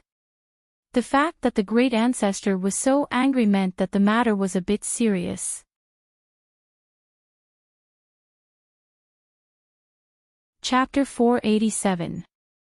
The great ancestor sat in his seat, and he was still thinking about what Qiao Jin said at the time. Now, one by one, they couldn't escape from the net. The Feng family was going downhill from beginning to end. Even the great ancestor felt that there was no way to reverse the situation. She wouldn't kill him in order to lure out the people behind. If one could live, who didn't want to live? He had lived for so many years, but he still felt that he hadn't lived enough. The great ancestor's eyes sank. After thinking about it again and again, he decided to inform the people over there. If he could deal with it, he could linger at death's door. If he couldn't deal with it, he would be the last to die. When the Fong family withdrew from the Lon family, the Lon family naturally inevitably went into decline. The ins and outs of the matter were quickly investigated. Mao Yonglon's body, the current Mao Yonglon, was found hanged in the villa. Lon Xingbin died in the hospital soon after. The sudden death of the two caused a lot of chaos in the Lon family. The two children, with Lon Maochen's current foundation, couldn't establish a foothold in the Lon group for the time being. Many shareholders took advantage of the situation. Lon Maochen and Lon Maoqian were under pressure for a while, and they fell from the clouds to the mortal world in an instant. Qiao Jin knew what happened in the past after seeing Mao Yonglon's body. She told Song Yanqing everything. As for whether to tell the Su family or not, it was up to them to decide. 20 years ago, Lon Xingbin did have the intention of killing his wife to support his lover as everyone thought. However, Mao Yonglon was an array master. Although she was an ordinary array master, ordinary people like them couldn't deal with her. At that time, Mao Yonglon had just had a miscarriage. She also knew that her husband wanted to kill her and replace her with his lover. She was furious. Of course, as she wanted to deal with this adulterous couple. However, Lon Xingbin had a good relationship with the young master of the Fong family, Fong Xinlin. The Fong family's background was already revealed at that time. Among all kinds of small matters, Mao Yonglon's matter was easily solved. The Fong family didn't care about such small matters at all. At that time, Lon Xingbin had realized that Mao Yonglon was not an ordinary person, so he asked Fong Xinlin to find him a helper. At that time, Mao Yonglon discovered it quickly and escaped. In the end, Fong Xinlin suggested a vicious method, which was to change Mao Yonglon's skin. This kind of skin change was not a bloody and cruel method, but a change of Mao Yonglon's face. The little lover would gradually become Mao Yonglon's appearance, and Mao Yonglon's right to exist would be taken away, slowly dying away. This was because Mao Yonglon had left behind a flaw when she escaped, and the array master that Fong Xinlin had brought had tampered with it. Mao Yonglon knew that she was powerless to reverse the situation, so she left behind such a vicious array formation to deal with Lon Xingbin. Lon Xingbin knew that he would not be able to solve this array formation by himself, therefore, he decided to transfer it away. As for the Su clan's Su Xiu, he was the most suitable candidate for this task. Therefore, he transferred the formation to a child who was only 3 years old at the time. Knowing that the Su clan was also rich and powerful, he still wanted to establish a good relationship with the Su clan. As long as he waited for 20 years, this matter would come to an end. Even Lon Xingbin had thought countless times that as long as Su Xiu couldn't hold on, he could just commit suicide. He didn't expect the Su clan to be so persistent. After persevering for so long, he actually failed at the last step. Even if he died, he probably wouldn't understand why. As long as Su Xiu died, everything would be over.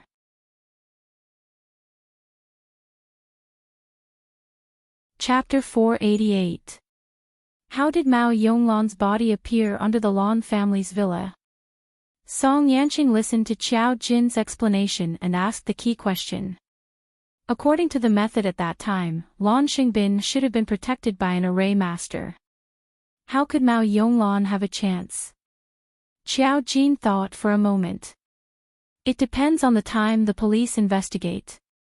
I think Mao Yonglon's body was not buried under the Lon family's villa 20 years ago, but moved there in recent years.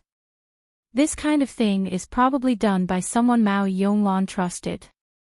This kind of interpersonal relationship is something that needs to be investigated. She could see the general situation of the Lon family. The complicated entanglements during this period were information that modern technology needed to investigate, which was also information that the police needed to investigate. The results might come out soon. Song Yanqing, okay, I thank you for this on behalf of the Su family. Xiao Jin, you're welcome. Su Nan paid for it. The 99999 was not paid for nothing. Song Yanqing laughed in a low voice. I heard that your online account was blocked. Xiao Jin didn't care. Yes, probably because they think I'm blocking their way to make money. Song Yanqing couldn't help but laugh. You don't have to worry about this. The account will be unblocked soon. However, if you're too accurate, many people will indeed target you. That's different. My fortune-telling is useful. Su Rong and Ming Chu only appeared in fortune-telling. Sometimes, unexpected surprises often appeared. Therefore, Xiao Jin was still enthusiastic about fortune-telling. Since Song Yanqing could solve her account problem, she expressed her gratitude to Song Yanqing. He was really a good person. She owed him another favor.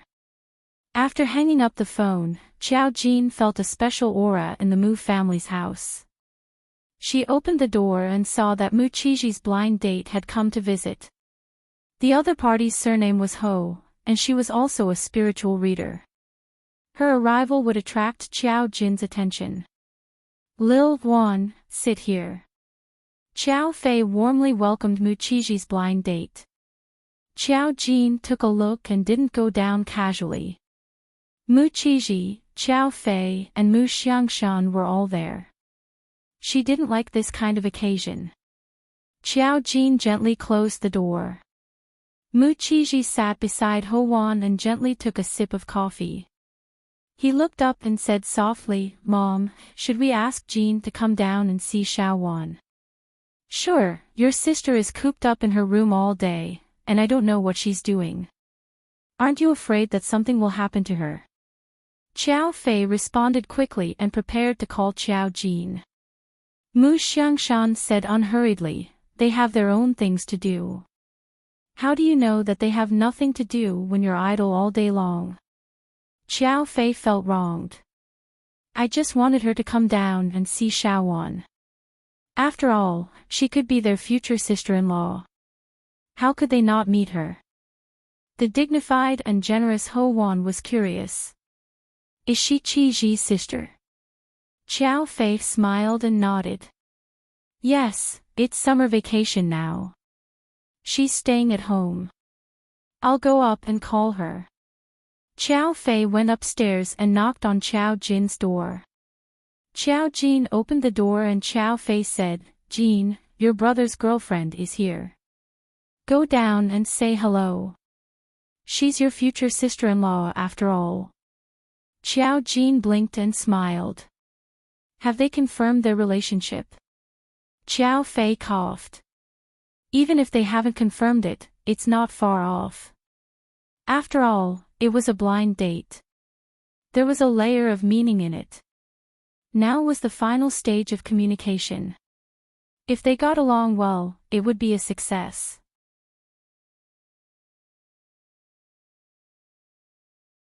Chapter 489. Xiao Jin didn't say anything and only said, okay, I'll go down and take a look. After saying that, he followed Xiao Fei down. When Ho Wan saw Xiao Fei leading the girl down, her eyes lit up. This girl really gave people a rare feeling of amazement. It wasn't that kind of beauty, but that kind of exquisite face coupled with an otherworldly aura. It was really rare. Even if she was wearing ordinary home clothes, there would always be a kind of smoke-like aura, as if it was impossible to grasp and feel. She wanted people to protect her, but they couldn't bear to touch her. It was probably the popular saying nowadays, beautiful like a little fairy. Thinking of this, Ho Wan smiled. This is Qi Ji's sister, right? She's really beautiful and talented. Auntie, your family's genes are so excellent, they all take after you and uncle. Xiao Fei was happy with the beautiful words and smiled. Xiao Wan really knows how to talk. Come, Jean, this is Ho Wan, your brother's girlfriend. Xiao Jean blinked. Miss Ho, hello. Ho Wan stood up and stretched out her hand. Hello, Jean. Ho Wan was beautiful, the kind of dignified, beautiful, and generous kind that almost made people feel that if they married her, she would be able to hold up the scene with the kind of noble aura of jewelry. It was also because of this that this kind of girl also gave people a strong feeling when she was not married.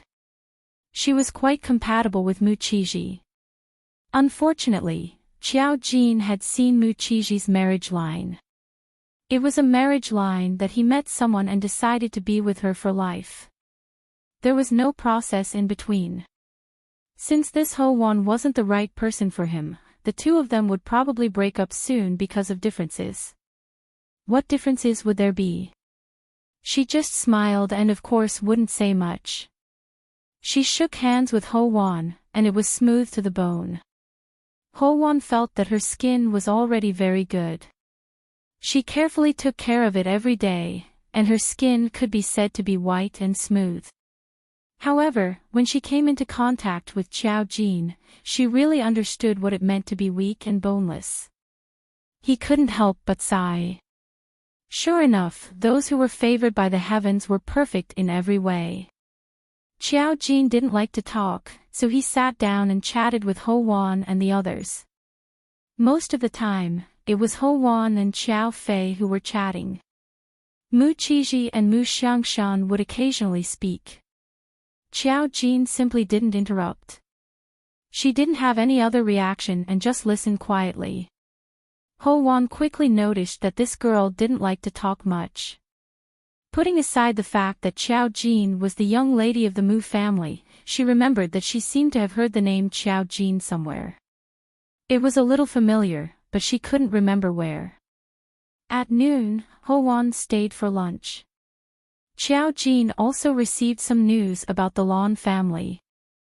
After investigating the body buried under the Lan family's villa, there was a final identification result. The person had indeed been dead for about 20 years. However, according to the identification marks on the bones, the police concluded that the body should have been dug up after being buried and moved to the Lan family's villa. As for who did it, it needed to be investigated.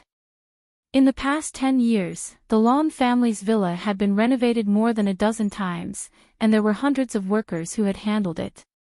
It had to be said that it wasn't a small project to investigate the traces and screen out so many people who were most likely to do this kind of thing. The main thing was that too much time had passed, and the person might have run far away. Now that Lan Xingbin was also dead, the Lan family's case was a little similar to the nameless case.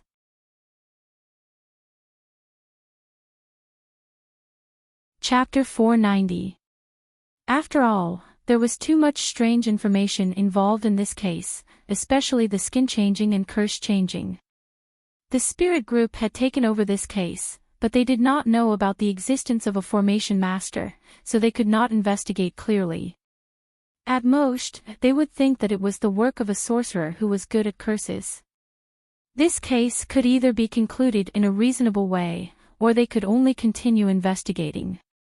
As for when the results would come out, it was none of Xiao Jin's business. After solving the problem of the Su Xiu, she had completed her task. At the dinner table, Ho Wan was able to make Xiao Fei happy with just a few words, which made Mu Xiangshan very satisfied. Ho Wan was very good at these kinds of occasions, and it was obvious that she could easily win the favor of the elders. Xiao Jin did not think that there was anything wrong with her, so he did not care about her relationship with Mu Qiji. Whether there was fate or not, it was all up to nature. After dinner, Ho Wan had to leave because she had something to do. Instead, Xiao Fei asked for Xiao Jin's opinion. Jin, what do you think of Miss Ho? Mu Xiangshan glanced at Xiao Fei. What does Qiji's relationship have to do with her? Xiao Jin nodded. Yes, Qiji's relationship has nothing to do with me. It depends on what Qi thinks, not what I think. Then the onlooker sees the game more clearly. Xiao Fei was just casually asking. I have to ask for the opinions of my family. I think Miss Ho is good. If you think she is good, I want to find a time to let Qi and her get engaged. I think your brother won't object. Xiao Jin was a little pensive. Do you all make arrangements so quickly? They had only met for a few days, but they were already getting engaged. What do you know? Your brother is already 25. Oh, Qi and Song Yanqing were the same age. However, Mu Qi looked more mature than Song Yanqing. Probably because he was tortured by his family. However, Mu Qi was 25 years old this year, while Xiao Fei was 43 years old. He was almost 44 years old. Xiao Jin silently raised his head. Fei, when you gave birth to Qi, you weren't even of marriageable age. Xiao Fei, Mu Xiangshan coughed, then sneered. Xiao Fei wished he could bury his head in the bowl. She blushed a little. At that time, I was too young and ignorant. Actually, that era didn't pay much attention to these things. If Xiao Fei hadn't met Mu Jinming, she would probably have gotten married much earlier. Oh, Xiao Jin said meaningfully. Xiao Fei blushed. What do you know? You're only 20 years old. What are you thinking about all day? Although there were some twists and turns in the process, in any case, it was still official. Just then, Mu Qi came back. Seeing the strange atmosphere in the room, he asked, What are you talking about? Nothing. Xiao Fei immediately changed the topic. You sent Xiaowan home. Why didn't you send Xiaowan home? Mu Qi glanced at Xiao Fei and seemed a little helpless. She has her own things to do in the afternoon. She drove here anyway. Mom, you don't have to be so anxious. Xiao Fei coughed dryly. I'm not anxious. You guys seem to have a good relationship. Tell me the truth. How do you feel about Xiaowan? She thought about it and said, Don't think it's too much. You're dad and I won't force you. It's mainly up to you. They were open-minded parents. They definitely wouldn't force their child to marry into the family.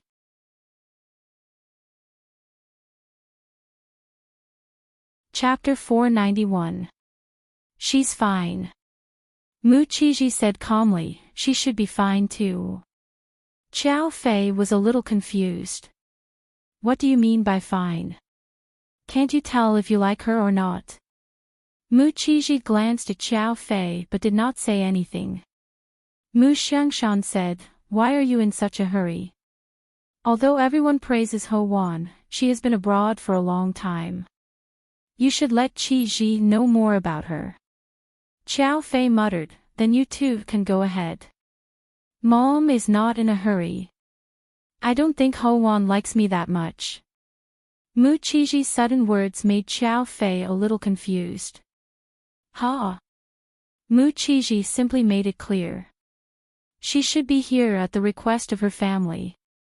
It will take some time to find out if she is suitable.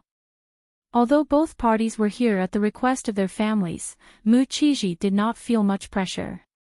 On the other hand, Ho Wan should be under more pressure from her family. It wasn't like someone like Mu Qi couldn't sense it. Mu Xiangshan suddenly sighed.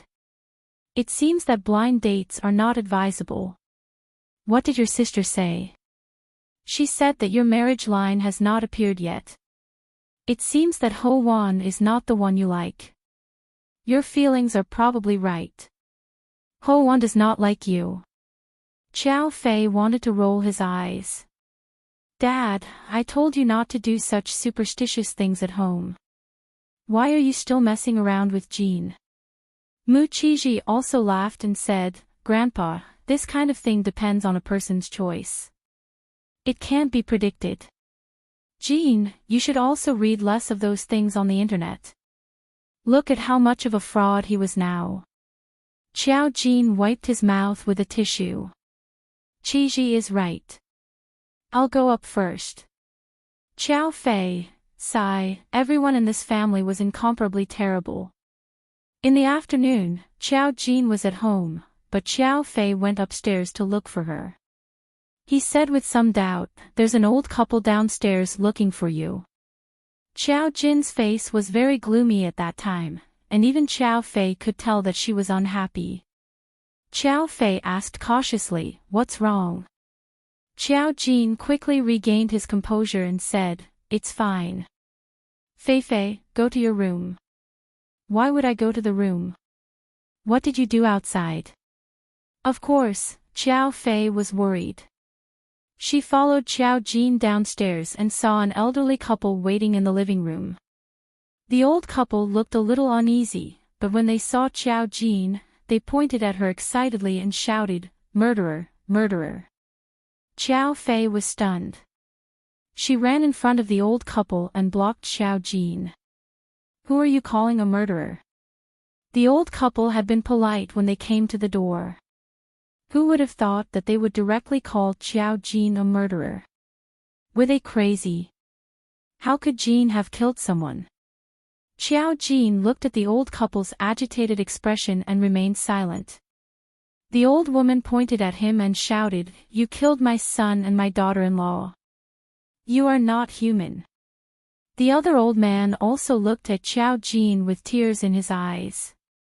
His eyes, without exception, showed that Xiao Jin seemed to have done something unforgivable. The servants in the house were all stunned. One of them hurriedly went to inform the old man who was still at home. Xiao Fei almost fainted. "Don't slander me. Housekeeper, ask them to leave. This is a pair of lunatics." In Xiao Fei's eyes, they pointed at Xiao Jin and shouted that she was a murderer. If they were not lunatics, what were they? Just as the housekeeper was about to take action, Xiao Jin shouted, "Wait."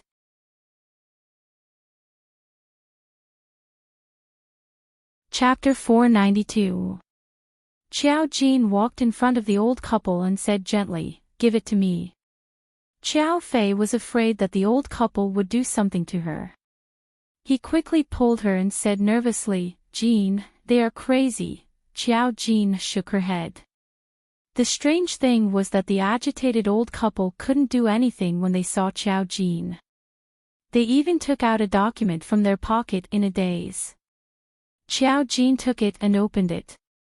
It was information about the suspect in the murder case. The police couldn't have leaked such information because it was accurate. The only thing wrong was that Wang Yanwei's name was changed to Xiao Jin. That's right. The old couple were the parents of the newlywed couple. They were shocked when they found out that their son and daughter-in-law were dead. They went around begging for help. They knew that the police had caught the suspect, but they couldn't get any information. In the end, they asked someone to help them get this document. However, they didn't know that it was fake. They only remembered that the person in the document was Xiao Jin. There was no doubt as to who had done this. Xiao Jin didn't get angry after reading it. He still smiled calmly. Very good. The Wang Yan family was quite good at turning a dragon into a phoenix. She handed the document back to the old couple and said coldly, "I already know who asked you to come. I'm not the one who killed your son. Now, go back and take care of your granddaughter. Pretend that nothing happened. The person who killed your son will naturally get retribution." The old couple was stunned. After hearing this, they turned and left. Because this was the Mu family, Xiao Jin didn't want Xiao Fei and the rest to worry and cause more trouble. Seeing them leave, Xiao Fei was confused. "What's going on? What did you just say?" Xiao Jin said calmly, "Nothing. Their son was killed. They are looking for the murderer, but they found the wrong person. I'm not the person they are looking for." They were too excited and saw the wrong information. This matter could have been slowly resolved, but the Wanyan clan had actually come to the Mu clan. Xiao Fei almost fainted. How can it be so scary? Pointing at you the moment you came down, isn't this a little too biased? And they even came to our house. Mu Xiangshan also received the news and rushed over. When he saw Xiao Fei and Xiao Jin, he directly asked, "What happened?" Xiao Jin repeated what he said just now. Mu Xiangshan immediately understood that something was wrong. When he saw Xiao Fei here, he looked at him meaningfully but did not ask anything. After Xiao Jin finished speaking to them, he left the Mu family. Song Yanqing also received the news. Dan quickly reported the news about Xiao Jin. At that time, Song Yanqing was at home discussing matters with his father. He heard Dan come over and say to him, "Young master, something bad seems to have happened to Miss Qiao." An old couple said that Miss Qiao is a murderer and went to her house. Song Yanqing, who had been smiling while talking to his father, froze. The smile on his face gradually faded. Song Shuai-yin was confused. Why would Miss Qiao do something like this? When he went to pick up Xiao Jin last time, he only knew that the Wanyan clan had framed her. This time, he thought it was something else. Song Yanqing lowered his eyes slightly. The Wanyan clan's matter. Dan nodded. I don't know where they got fake evidence to frame Miss Qiao. Song Yanqing immediately smiled. It was still a stunningly gentle smile. Very good.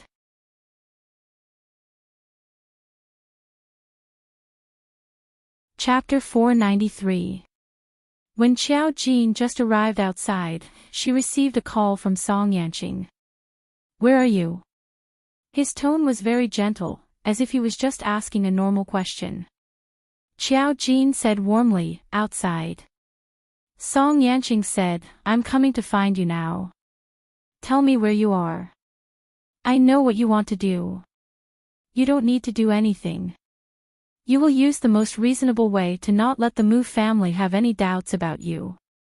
Song Yanqing knew that the Mu family now didn't know what Xiao Jin was. But Xiao Jin definitely wanted to protect her family. Looking at her attitude, Song Yanqing could see it. Xiao Jin understood. She quickly raised her eyebrows and said, Don't worry, I don't plan to do anything. She wasn't impatient. She had seen all kinds of things over the years. The Wanyan family was not as shameless as the Feng family. Moreover, they had already been involved in karma. The more they did this kind of thing, the more the Wanyan family would suffer. She came out because she didn't want Xiao Fei to keep asking. At that time, she would suspect something even if she didn't. Mu Qiji and the others were at home. Song Yanqing, okay, you just need to tell me where you are. I will take you to dinner tonight. Xiao Jin told Song Yanqing her current address and found a place to sit down. Song Yanqing would come to pick her up later. She knew that Song Yanqing had made a move. Because she received a message from Hiyao. Hiyao, Wanyan Wei and Wanyan Shi were taken away. Just as Song Yanqing said, this kind of thing had to be solved in the most reasonable way. The Song family could also use the methods used by the Wanyan family. They tried to hide it because of their special status in the spirit group. This time, Song Yanqing directly used the identity of the Song family to make a move personally. The police already had the evidence. The evidence of Wanyan Wei's murder was clear. This time, they arrested her again and couldn't let her go. Wanyan Shi was arrested because he forged evidence to help Wanyan Wei. This matter naturally shook the Wanyan clan. However, knowing that it was the Song family who had made a move, he hesitated. The spirit group was also shaken, mainly because of Wanyan Shi's special identity. In any case, he was in charge of the spirit group and was one of the few ordinary people who knew about the existence of spiritual readers. Now that he had been captured and the Wanyan family was pressuring him, there was bound to be an internal dispute. When Song Yanqing picked up Xiao Jin, she was sitting quietly in a park. She was surrounded by parents who brought their children to play. She rested her chin on her hand as she watched the children play with the slide and various toys. She didn't feel out of place when she was among them. She had a gentle and obedient appearance and an otherworldly temperament, making her unforgettable. He sat there quietly, forming a world of his own. It was an unforgettable tranquility. This was a beautiful picture, and a beautiful Song Yanqing couldn't bear to destroy it. Before he spoke, Xiao Jin had already sensed his presence. He turned his head and saw the car coming. He walked over. The car window rolled down. The appearance of the person in the car was equally breathtaking. He inadvertently attracted the attention of the children nearby. Song Yanqing looked at Xiao Jin and smiled gently. "Get in. I'm here to pick you up." Xiao Jin smiled at him and nodded. He opened the car door and got in. A child saw Song Yanqing. He drooled and shouted, "Pretty brother." This shout was drowned out by the closed car window. The children began to laugh without restraint and went back to playing with their own toys.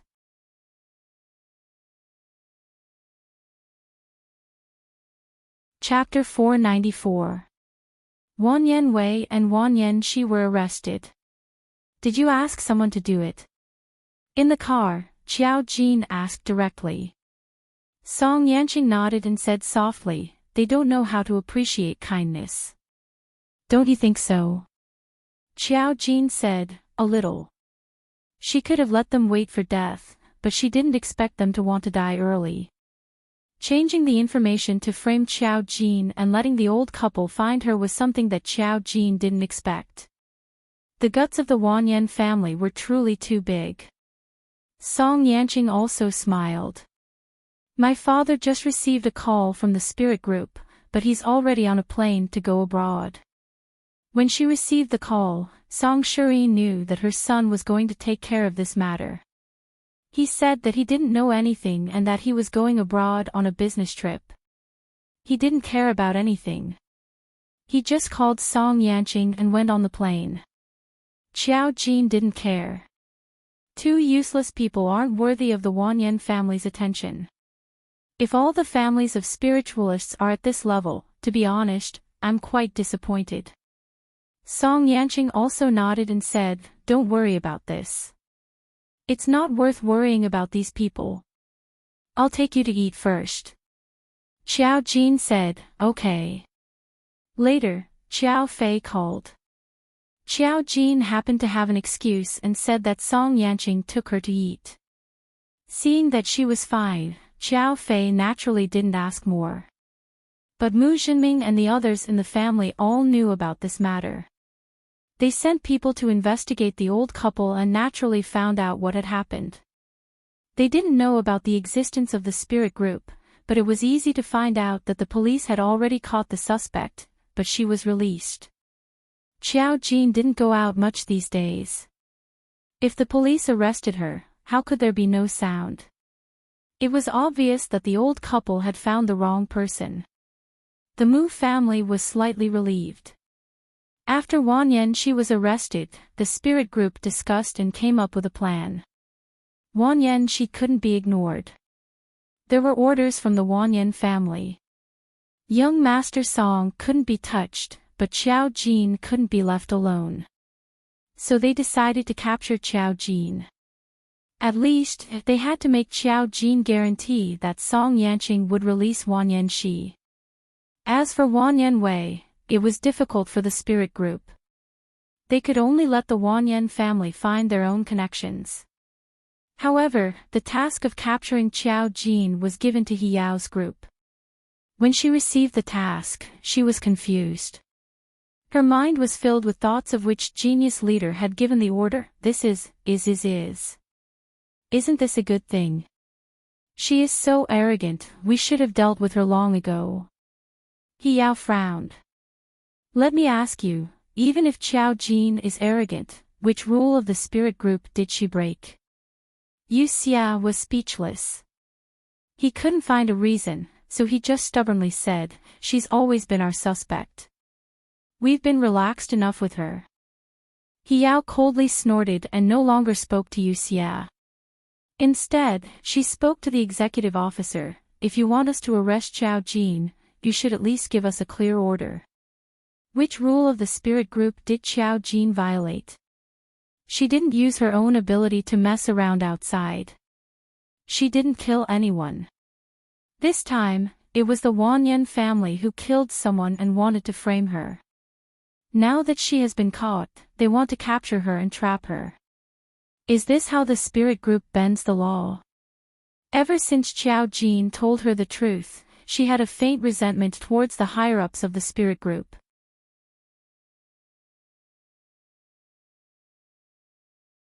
Chapter 495. This was because sometimes, hiding the truth could cost the lives of innocent members of the spirit group. If they encountered a spiritual reader who might be an array master or a spiritual reader, they would only die. The executive officer was unhappy with He Yao's questioning. This is an order from above. Are you going to refuse to carry it out? He Yao replied, we can't accept it if there are no precise rules. Yu Xia was a little angry. Captain, are you crazy? Are you not going to listen to the orders of the spirit group? Hua Yanming and Chao Yikai were dumbfounded. The two of them really didn't know what was going on. At the same time, they felt that it was inconceivable that their captain would refuse to carry out this mission. However, they knew that their captain had a good relationship with Qiao Jin in private. They had met several times. Lan Xiaoni held He Yao's hand and bit on her lollipop. She had an ignorant look on her face. The executive officer waved his hand. He Yao, it's useless to be stubborn with me. This isn't an order from me. You just have to carry it out according to the rules. We already know that you have a good relationship with Qiao Jin. You have to consider some things carefully. If you don't carry it out, you don't have to keep your position as captain. Your identity will be temporarily sealed and you will be replaced by Yu Xia. He Yao didn't care. Do whatever you want. She didn't want to be involved in this matter. Compared to going against Qiao Jin, she wanted to see if Yu Xia would die quickly enough. Yu Xia didn't expect the executive officer to directly remove He Yao from her position as captain. His eyes flashed. The executive officer looked at He Yao's stubborn expression and snorted. He removed He Yao from her position as captain and let Yu Xia continue to lead the team to carry out this mission. He then left. After he left, Yu Xia looked at He Yao and said, Captain, you don't have any reason to object. We just want to capture Qiao Jin and not do anything to her. This is an order from the higher-ups. Even if she finds out, she won't blame you. He Yao sneered at him. You can be quite naive sometimes. You should know what the Wanyan family is like. If they abuse their power now, the roots of the spirit group will be destroyed by them sooner or later. Even an ordinary person from the Wanyan family can kill someone without any responsibility just because her family is a spiritual reader family. Do you think that the spirit group, which maintains the stability of human society, still needs to exist? Yu Xia was stunned. His tone softened. I understand what you mean, but this is an order from above. We are just members, and we can only obey.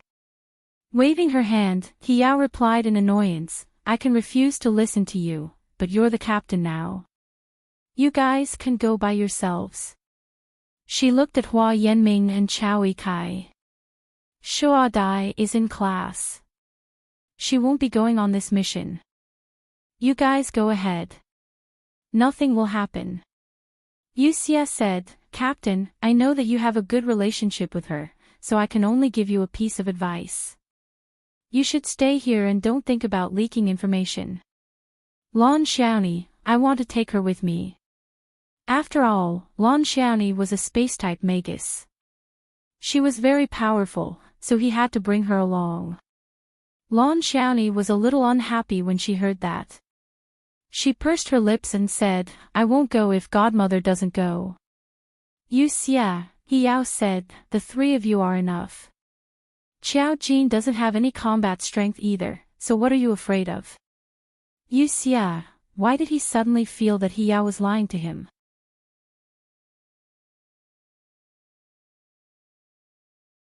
Chapter 496. Yu Xia could only grit his teeth and say, "Do whatever you want." Then, he left with Hua Yanming and Chao Yikai. Hua Yanming and Chao Yikai looked at He Yao hesitantly and said, "Captain, wait for us here." Then, they left with Yu Xia. Lan Xiaoni asked quietly, "Godmother, are they going to catch Sister Chao?"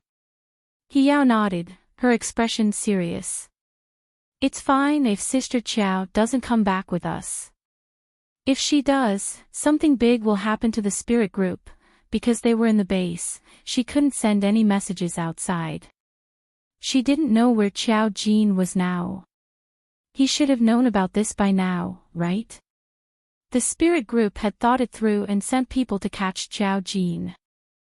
However, Qiao Jin and Song Yanqing were eating when he said something softly. Something happened.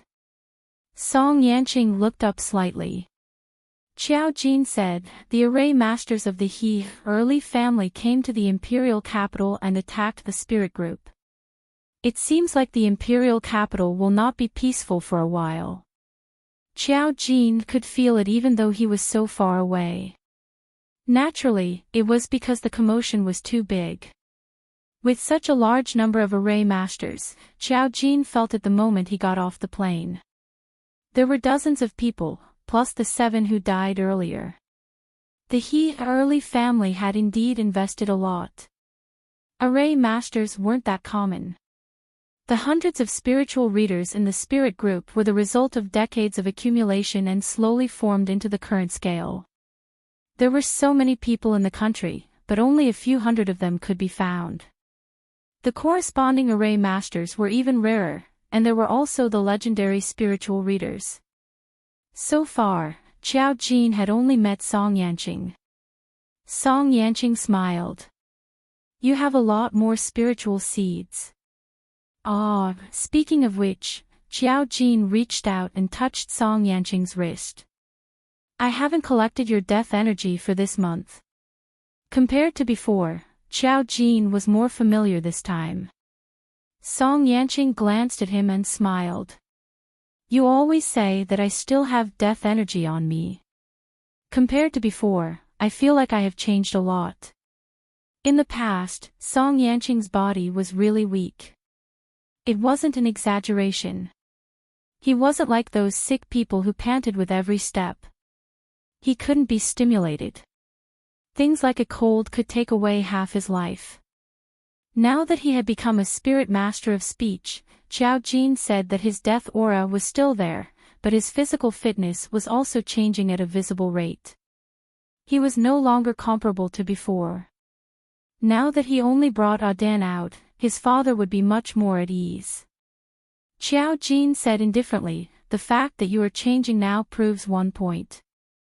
The life of the array master who swapped your life providence is getting weaker and weaker. He's already at the point where he's barely holding on. Once he dies, you will slowly recover, but the providence that was snatched away from you will still be snatched away. So it needed to be changed back." Song Yanqing nodded. "Ferdinand has a trip in the capital next month.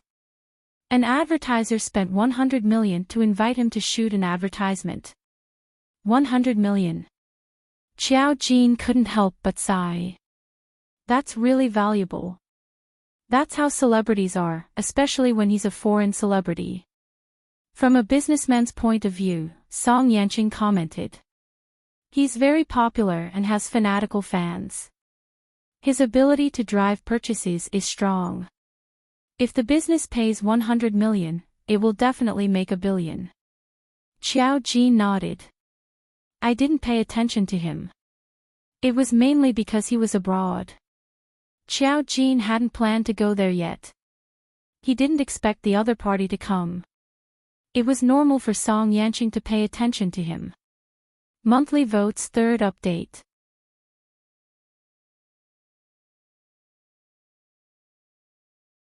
Chapter 497.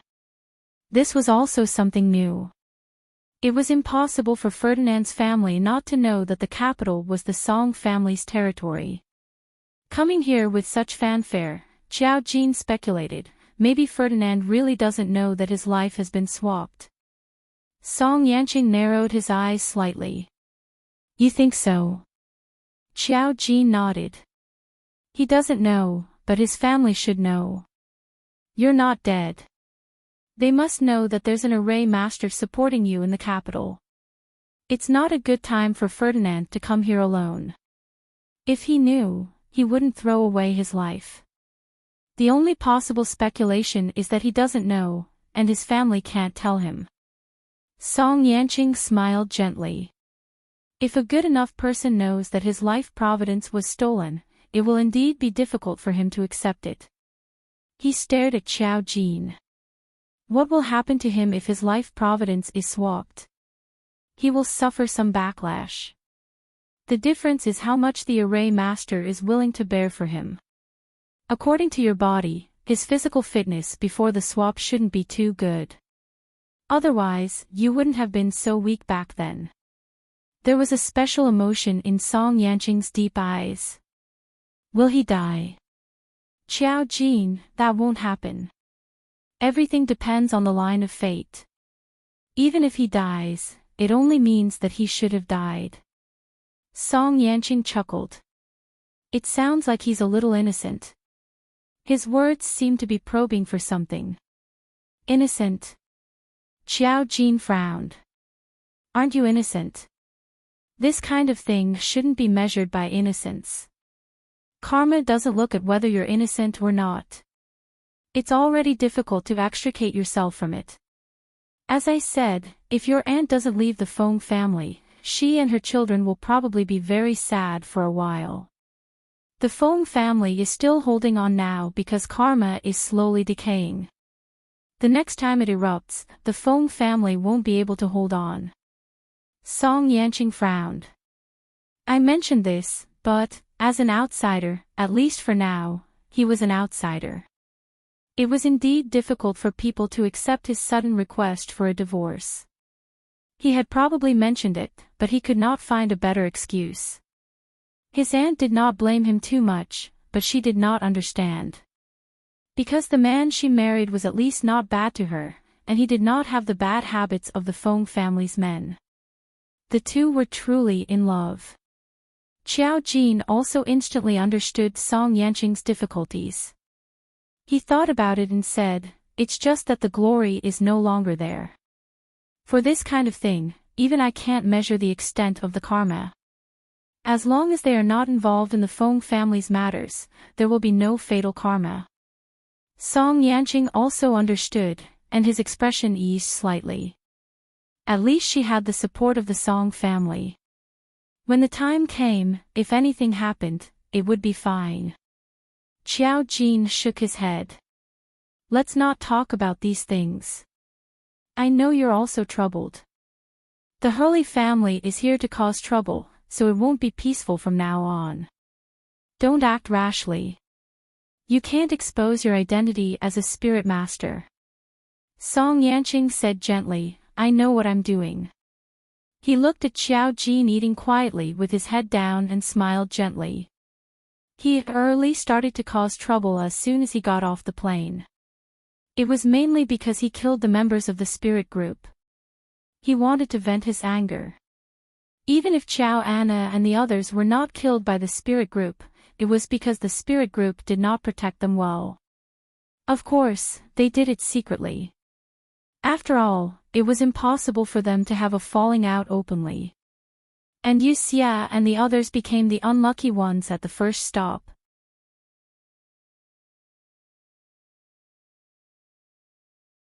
Chapter 498. Yu Xia had Hua Yanming as his support. Hua Yanming was also a spiritual type, so his perception had been greatly improved. When he brought the two of them to Qiao Jin's place, he felt that something was wrong. When they passed by an empty intersection, if he hadn't instinctively slowed down the car, the sudden explosion in front of them would have killed the three of them. When the three of them saw the sudden explosion in front of them, their pupils shrank. Yu Xia reacted quickly. He immediately reversed the car and stepped on the accelerator, making a turn and speeding back the way they came. Chao Yikai was shocked. What happened to us? Yu Xia's expression was grave.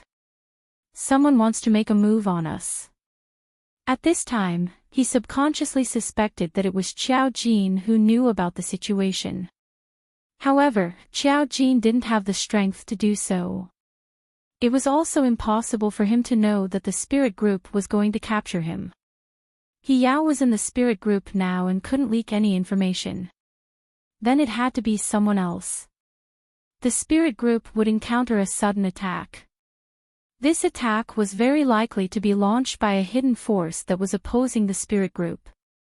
Some people wanted to maintain stability, while others didn't want to be ordinary. The spirit group also had opponents. Now, Yu Xia was thinking in this direction. The car drove in the direction they came from, making a sharp turn.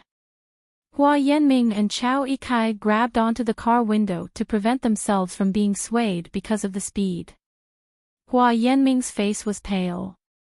It could be an ambush. Who would know that the three of them would pass by here? There weren't many people on this road. Now that the road suddenly exploded, it would only be treated as an accident. However, they were spiritualists. They could faintly feel a trace of extraordinary power. It was definitely the work of a spiritualist. Bang! Another section of the road next to the car exploded. Because Yu Xia was driving fast, he almost missed the car by a hair's breadth. However, the rocks from the explosion still heavily smashed into the car window. The special car only had scratches on it, but the flames that brushed past the car still made the three people in the car tremble in fear. Damn it! Yu Xia's face darkened as he cursed. Someone leaked our whereabouts. Hua Yanming subconsciously refuted Yu Xia. It can't be the captain. The captain is in the spirit group now. How could he have leaked the information? Wasn't Yu Xia clearly suspecting He Yao?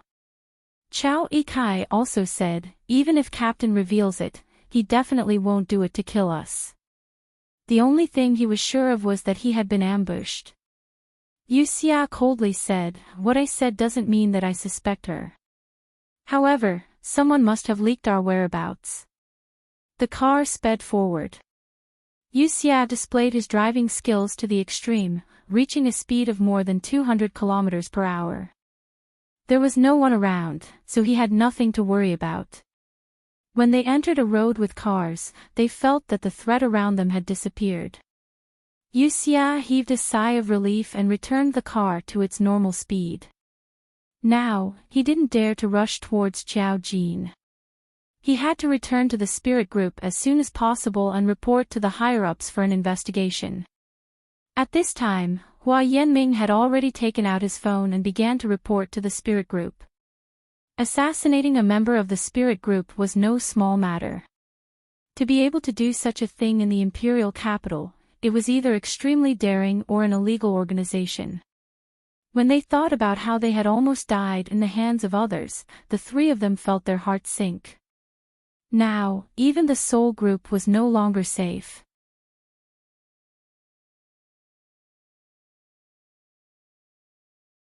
Chapter 499. Yu Xia and the others had just returned to the spirit group when they received news that the He Early family had arrived in the capital. However, they didn't tell the spirit group when they would arrive. They arrived a day earlier than the original meeting time. This surprised the spirit group and they didn't know what the He Early family was thinking. Now that Yu Xia had reported the news, the spirit group immediately found out that something was wrong. The He Early family had a history of doing things. Now that their family had been wiped out, they couldn't take it anymore, but it didn't mean that they could vent their anger on the Chinese. This matter would naturally be handled by the higher-ups. Yu Xia knew who had done it the moment he heard that the He family had arrived. When he returned and saw He Yao had a mocking expression on her face. "You're back so soon. Qiao Jin is back too." Yu Xia didn't speak. Hua Yanming hesitated and said, "Captain, we haven't arrived yet. We were ambushed on the way and almost lost our lives." "Ambush?" He Yao was surprised. Who would ambush you? It couldn't be Qiao Jin. If she wanted to do it, she wouldn't have spent so much effort. He Yao felt that Qiao Jin had the ability to do it without anyone noticing. She also said that Yu Xia wasn't worthy of her doing anything. Hua Yanming said, "The He family has arrived in the capital." He Yao immediately understood. Although she was in the spirit group, she had just been removed from her position as captain. Therefore, no one had informed her. He Yao's face twitched. "Looks like there's no need to discuss who did it." Hua Yanming. "We don't have any evidence." Yu Xia snorted. "You didn't hesitate when you suspected He early. Why did you refute when you suspected Qiao Jin? You also don't have any evidence." He Yao couldn't help but roll her eyes. "You're forcing me to make it clear. If you want to cause trouble for her, you can do it any time. Who needs your help when I suspect her?" If it weren't for some other reasons, she would have said that he wasn't worthy of her doing anything. Yu Xia pointed at her but didn't know what to say. He could only put his hand down angrily. Hua Yanming and Chao Yikai could only smile bitterly. They were all on the same team. It wasn't good to be at odds with each other every day, but they couldn't do anything about it. Yu Xia and He Yao weren't on the same page. They couldn't do anything. When the people from the He family arrived at the capital, they were not received by the spirit group. Instead, it was Zhu from the Feng family. This time, the leader of the Hurley family was a blonde man with blue eyes. He looked very similar to Joanna. He was so handsome that he could take people's breath away. His eyebrows were bright, but his eyes always gave people a chilling feeling. His lips were like smiling lips, always with a friendly and charming smile. However, Zhu knew that this person was extremely ruthless and powerful. The fact that the He family had sent him here meant that they wouldn't rest until one of them was dead.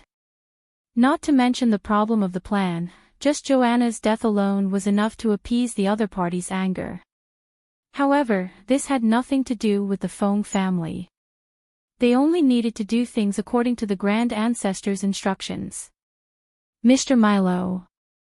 Zhu opened his mouth and spoke in pure English. The tall man named Miluo glanced at Zhu indifferently and walked forward. Zhu was not surprised by his attitude and followed behind him respectfully.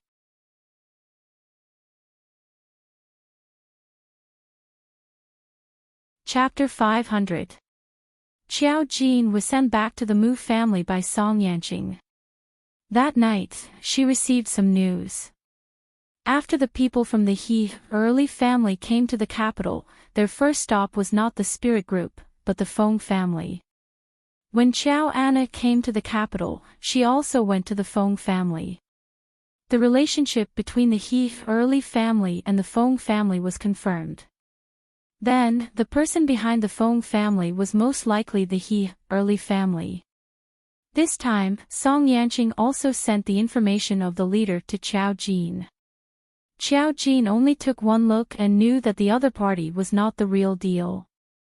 They were probably still hiding in the empire where the sun never sets.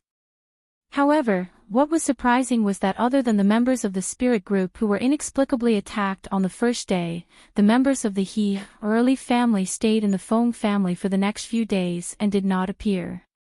There were also no large-scale abnormal situations in the capital. It seemed that the He family was biding their time. Xiao Jin felt that the Feng family probably would not be so kind as to stop the He early family. They had other plans. They did not even investigate Xiao Anna's death immediately. Xiao Jin could only think of this possibility. They did not do anything. Xiao Jin naturally did not react. She stayed at home as usual. Sometimes she would go out for a walk. She seemed to be living a very leisurely life. However, Song Yanqing was very busy these days. The He early family still had to deal with him on the surface. After all, they still had business. Late at night, Xiao Jin went to a fast food restaurant to buy chicken wings. When she was at home, Xiao Fei did not allow anyone to eat this kind of junk food. Some things might be harmful to other people, but Xiao Jin did not. After all, there were many people who ate it, and it tasted good. So, she would occasionally come out and cook for herself. Using the words of Xiao Fei when he first found out that she ordered chicken wings, he said, "How can a little fairy like you eat junk food like fried chicken wings?" Xiao Jin did not understand how she mixed these two things together. She only knew that she was not a fairy. She just wanted to eat. However, she learned not to eat in front of Xiao Fei. After buying, Xiao Jin turned around and saw a pair of eyes that were as bright as a deer's. Duan Nianra chuckled. "Big sister, what a coincidence. I saw you just now." Xiao Jin sighed. "You're here to buy too." Duan Nianra nodded her head. Xiao Jin solemnly said, "Don't eat junk food." Duan Nianru, the other customers in line, the waiter, how can you have the nerve to talk about other people when you're holding a big plate? Duan Nianru giggled. "Aren't you also buying more? Besides, eating occasionally won't hurt the body. My body is very healthy." Xiao Jin shrugged and gave up his seat. Seeing her carrying a plate, Duan Nianru knew that she wanted to eat here. She hurriedly ordered her food and went straight to Xiao Jin's place. She sat down opposite Xiao Jin and said happily, "Sister Xiao, why do I seem to see you here often? Was this the second time or the third time?" Xiao Jin said, "This is the road I have to take to get home."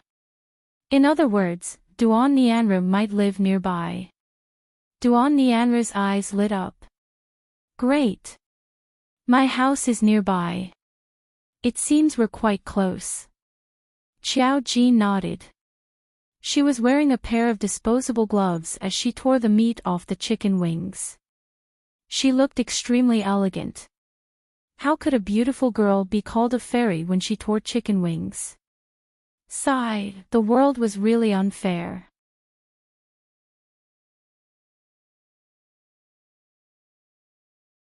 Chapter 501. Duan Nianru knew that Xiao Jin didn't like talking, so she didn't continue chattering. While eating, she chatted with Xiao Jin. When Xiao Jin was almost done eating, he took off his gloves and said, "I'm full." She had ordered fried chicken wings and roasted chicken wings, leaving behind a pile of chicken bones. Duan Nianra's eyes widened when she saw how much she could eat. She reluctantly looked at Xiao Jin and asked, "Big sister Xiao, are you leaving?" Xiao Jin nodded. "Yeah, it's too late. I have to go home." She didn't want Xiao Fei to call her again. She kept thinking that she was dancing outside. Duan Nianra said, "Big sister Xiao is really a good child. I'm also going back after eating." Xiao Jin nodded. "School is about to start. Study well." Duan Nianru, she watched as Xiao Jin slowly walked out. He finished his food in a few mouthfuls and also prepared to go home. However, she felt a little uneasy and subconsciously looked around. She didn't know where the dangerous aura came from. At this time, the traffic light was red. In a luxurious car parked there, a man looked at Duan Nianru with a faint light in his eyes. Formation Master. There were only two people in the car, him and the driver.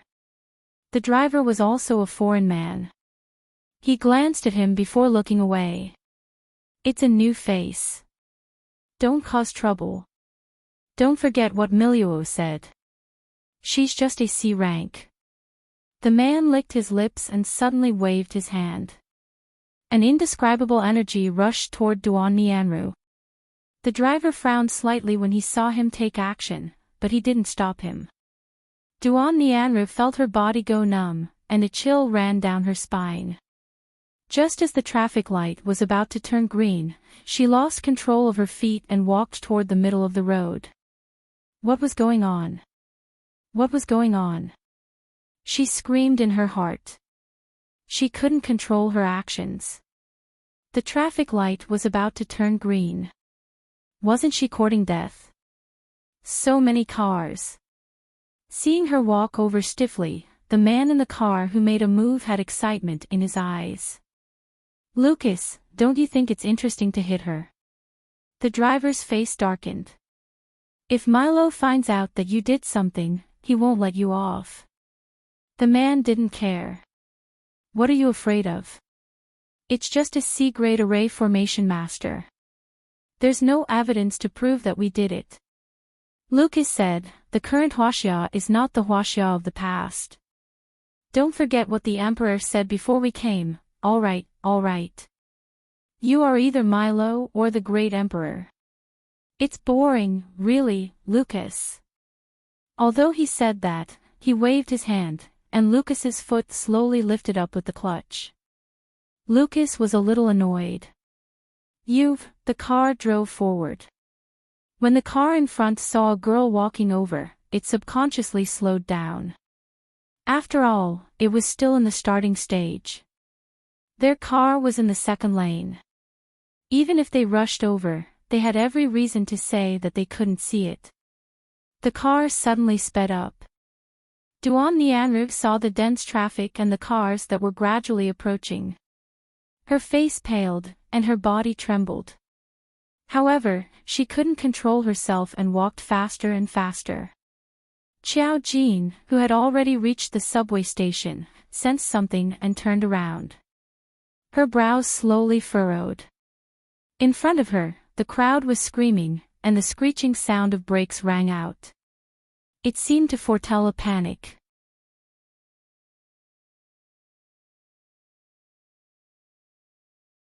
Chapter 502. Whoosh! Just as a car was about to hit her, Duan Nianru saw the car make a strange turn. It seemed like it couldn't dodge in time, and like an arrow, it slammed into the flower bed in the middle. The front of the car was dented, and the two men in the driver's seat were dizzy. It seemed that they had lost control and bumped their heads. The man in the driver's seat shook his head, but he was still somewhat awake. As for the man in the front passenger seat, he fainted. Frightened by this sudden turn of events, the cars that were about to drive on all stopped. The green light had just started, and fortunately, it didn't cause a disaster. Only this car had a problem. The other cars quickly stopped, but the traffic would be congested for a while. Duan Nianru felt the bindings on her body being released. She looked at the wrecked car in horror and came face to face with the man in the driver's seat. She saw the shock in the other party's eyes, as well as a trace of anger. The drivers in the surroundings were already cursing Duan Nianru. Are you not looking at the car? You dare to walk on this road? Little girl, even if you want to die, don't drag others down with you. The green light is already green, not red. Oh my God, youngsters these days are looking for death outside, and they even harmed others. Fortunately, nothing major happened. Hearing the discussions in the surroundings, Duan Nianru's face turned scarlet, and tears welled up in her eyes. It wasn't her. She hadn't intentionally walked in this direction. She hadn't been able to control herself. It was as if she had been controlled by someone. She hadn't intentionally harmed others. This was the first time she had experienced such a thing. Being controlled by someone was already frightening enough. Now, she even had to bear the responsibility. Thinking of her parents' disappointed gazes, she didn't know how to explain herself. She stood alone in the middle of the road, shivering. Someone pulled her back with great strength and scolded her, "You harmed others, and you're still standing there. Are you crazy? Little girl, you look like a decent person. Why did you have to kill others when you couldn't figure things out? What a sin, and a foreigner at that. Now, you're in trouble." There were even people taking pictures of her with their phones. Duan Nianru subconsciously covered her face and burst into tears. "I'm sorry, it wasn't me. I don't know what happened to me. I didn't mean to walk in the middle of the road." She was only 18 years old, and her mind was still weak. She couldn't bear such a scene. "Have you lost your mind? Are you delirious from taking drugs?" Some people were suspicious, some were waiting for a good show, and some were holding their phones as if they had picked up big news. Someone went to check on the injuries of the two foreigners. At this time, Duan Nianru felt someone gently pulling her. "I'm fine." The two simple words were like the warm sun in winter, slowly soothing her trembling heart and bringing peace to her. Duan Nianru raised her head. When she saw Qiao Jin, she burst into tears. I'm sorry, big sister Qiao." She didn't want to implicate Qiao Jin. She sobbed and choked, "You should go. I'll deal with it myself." "How are you going to deal with it?" The girl's tone was indifferent. She swept her gaze over the crowd. The crowd instantly became strangely calm. Even the person taking the video had no idea why, but he subconsciously pressed the stop button. Qiao Jin's gaze gradually turned to the two foreigners.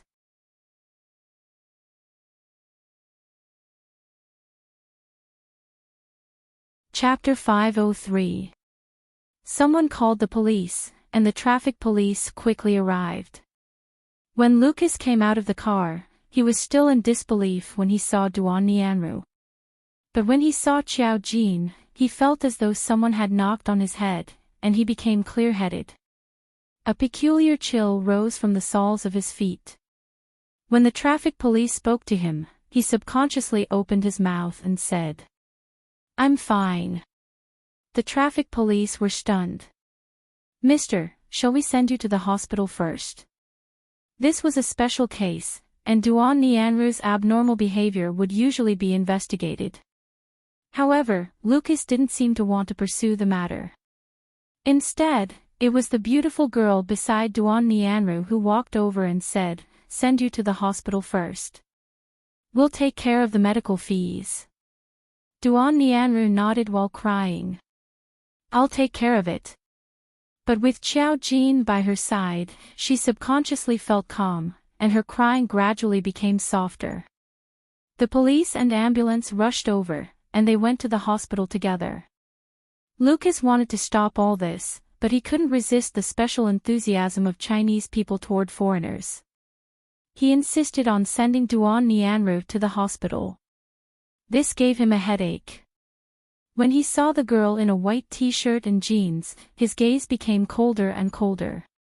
It was so cold that even he was trembling. On the way to the hospital, the police asked for their information.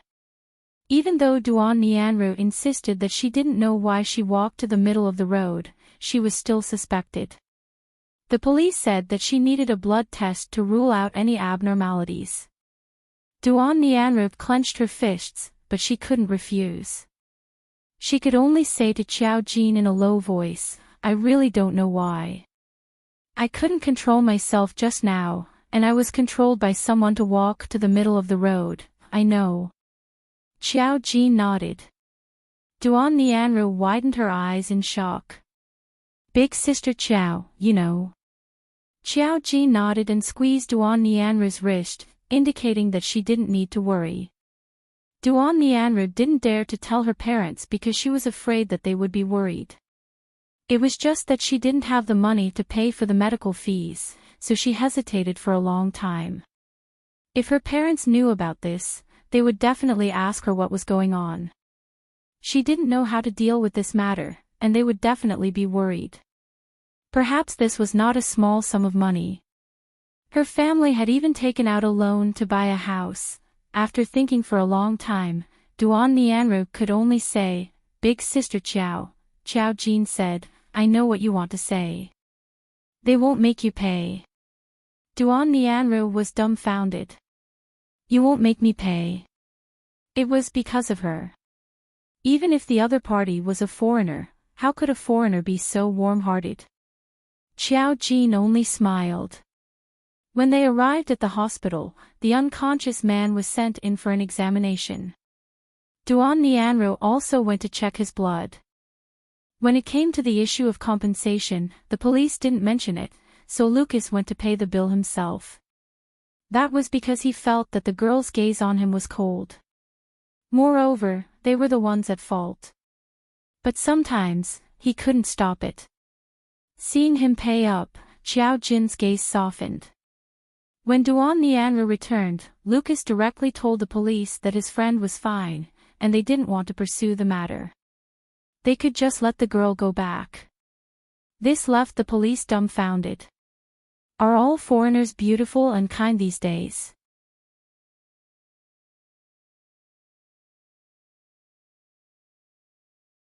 Chapter 504. Of course, it wasn't because she was beautiful and kind. The police wouldn't know the reason. But since the person involved didn't pursue the matter, the police couldn't interfere. After confirming that there was no problem with Duan Nianru's checkup, they could only give her a few words of advice. The gist of it was that she had to look at the lights when crossing the road in the future. If she encountered someone with a bad temper, she might directly bump into them. Even if something happened, they had to tell her to be more optimistic. That's right, they thought that Duan Nianru wanted to commit suicide. Seeing how Duan Nianru had cried so pitifully when she had come, they had spoken to her in an amicable manner. Duan Nianru immediately nodded. She didn't dare to speak of her abnormality, because even if she did, the police wouldn't believe her. After the police left, Lucas was still guarding his friend. When he saw that Xiao Jin and Duan Nianru hadn't left, he spoke in Chinese with an awkward smile. "You can leave. It was just an accident, so we won't pursue the matter. My friend is fine." Xiao Jin stood before him with a smile that wasn't a smile. "You won't pursue the matter. Didn't we say that we won't pursue the matter?" Lucas's expression stiffened before sinking. "What do you mean?" Xiao Jin lowered her head. In the crowded corridor of the hospital, she said softly, "It's all up to me when your friend wakes up. You're so brazen in the capital. Wasn't Xiao Anna's death enough to teach you a lesson?" Lucas's eyes instantly widened. His reaction was too big, and he immediately stood up from his chair. He looked at Xiao Jin with a terrified expression. However, he was too tall, a head taller than Xiao Jin. It made people feel as if he would attack Xiao Jin in the next second. "Why you?" He gnashed his teeth. Clearly, since the girl in front of him had mentioned Xiao Anna, he believed that Xiao Jin had killed Xiao Anna. Xiao Jin smiled. "Mr. Lucas, you're too agitated."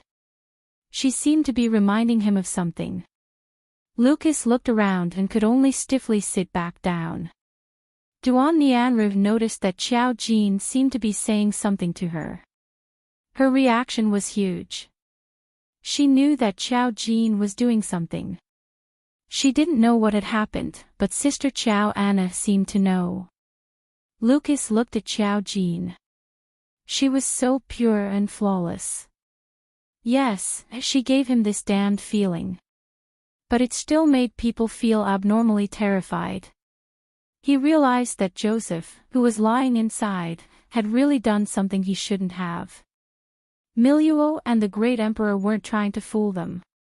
There was a huge problem in Huaxia.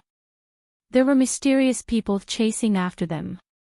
If they continued to court death, they would be courting death. Who would have thought that he would end up in the hands of the main culprit? He couldn't resist at all. Xiao Jin said with a smile, "I won't do anything. Just do what you need to do." She stretched out her hand and tapped the air. In the next second, a light that no one could see landed in Lucas's eyes. His eyes immediately went slack.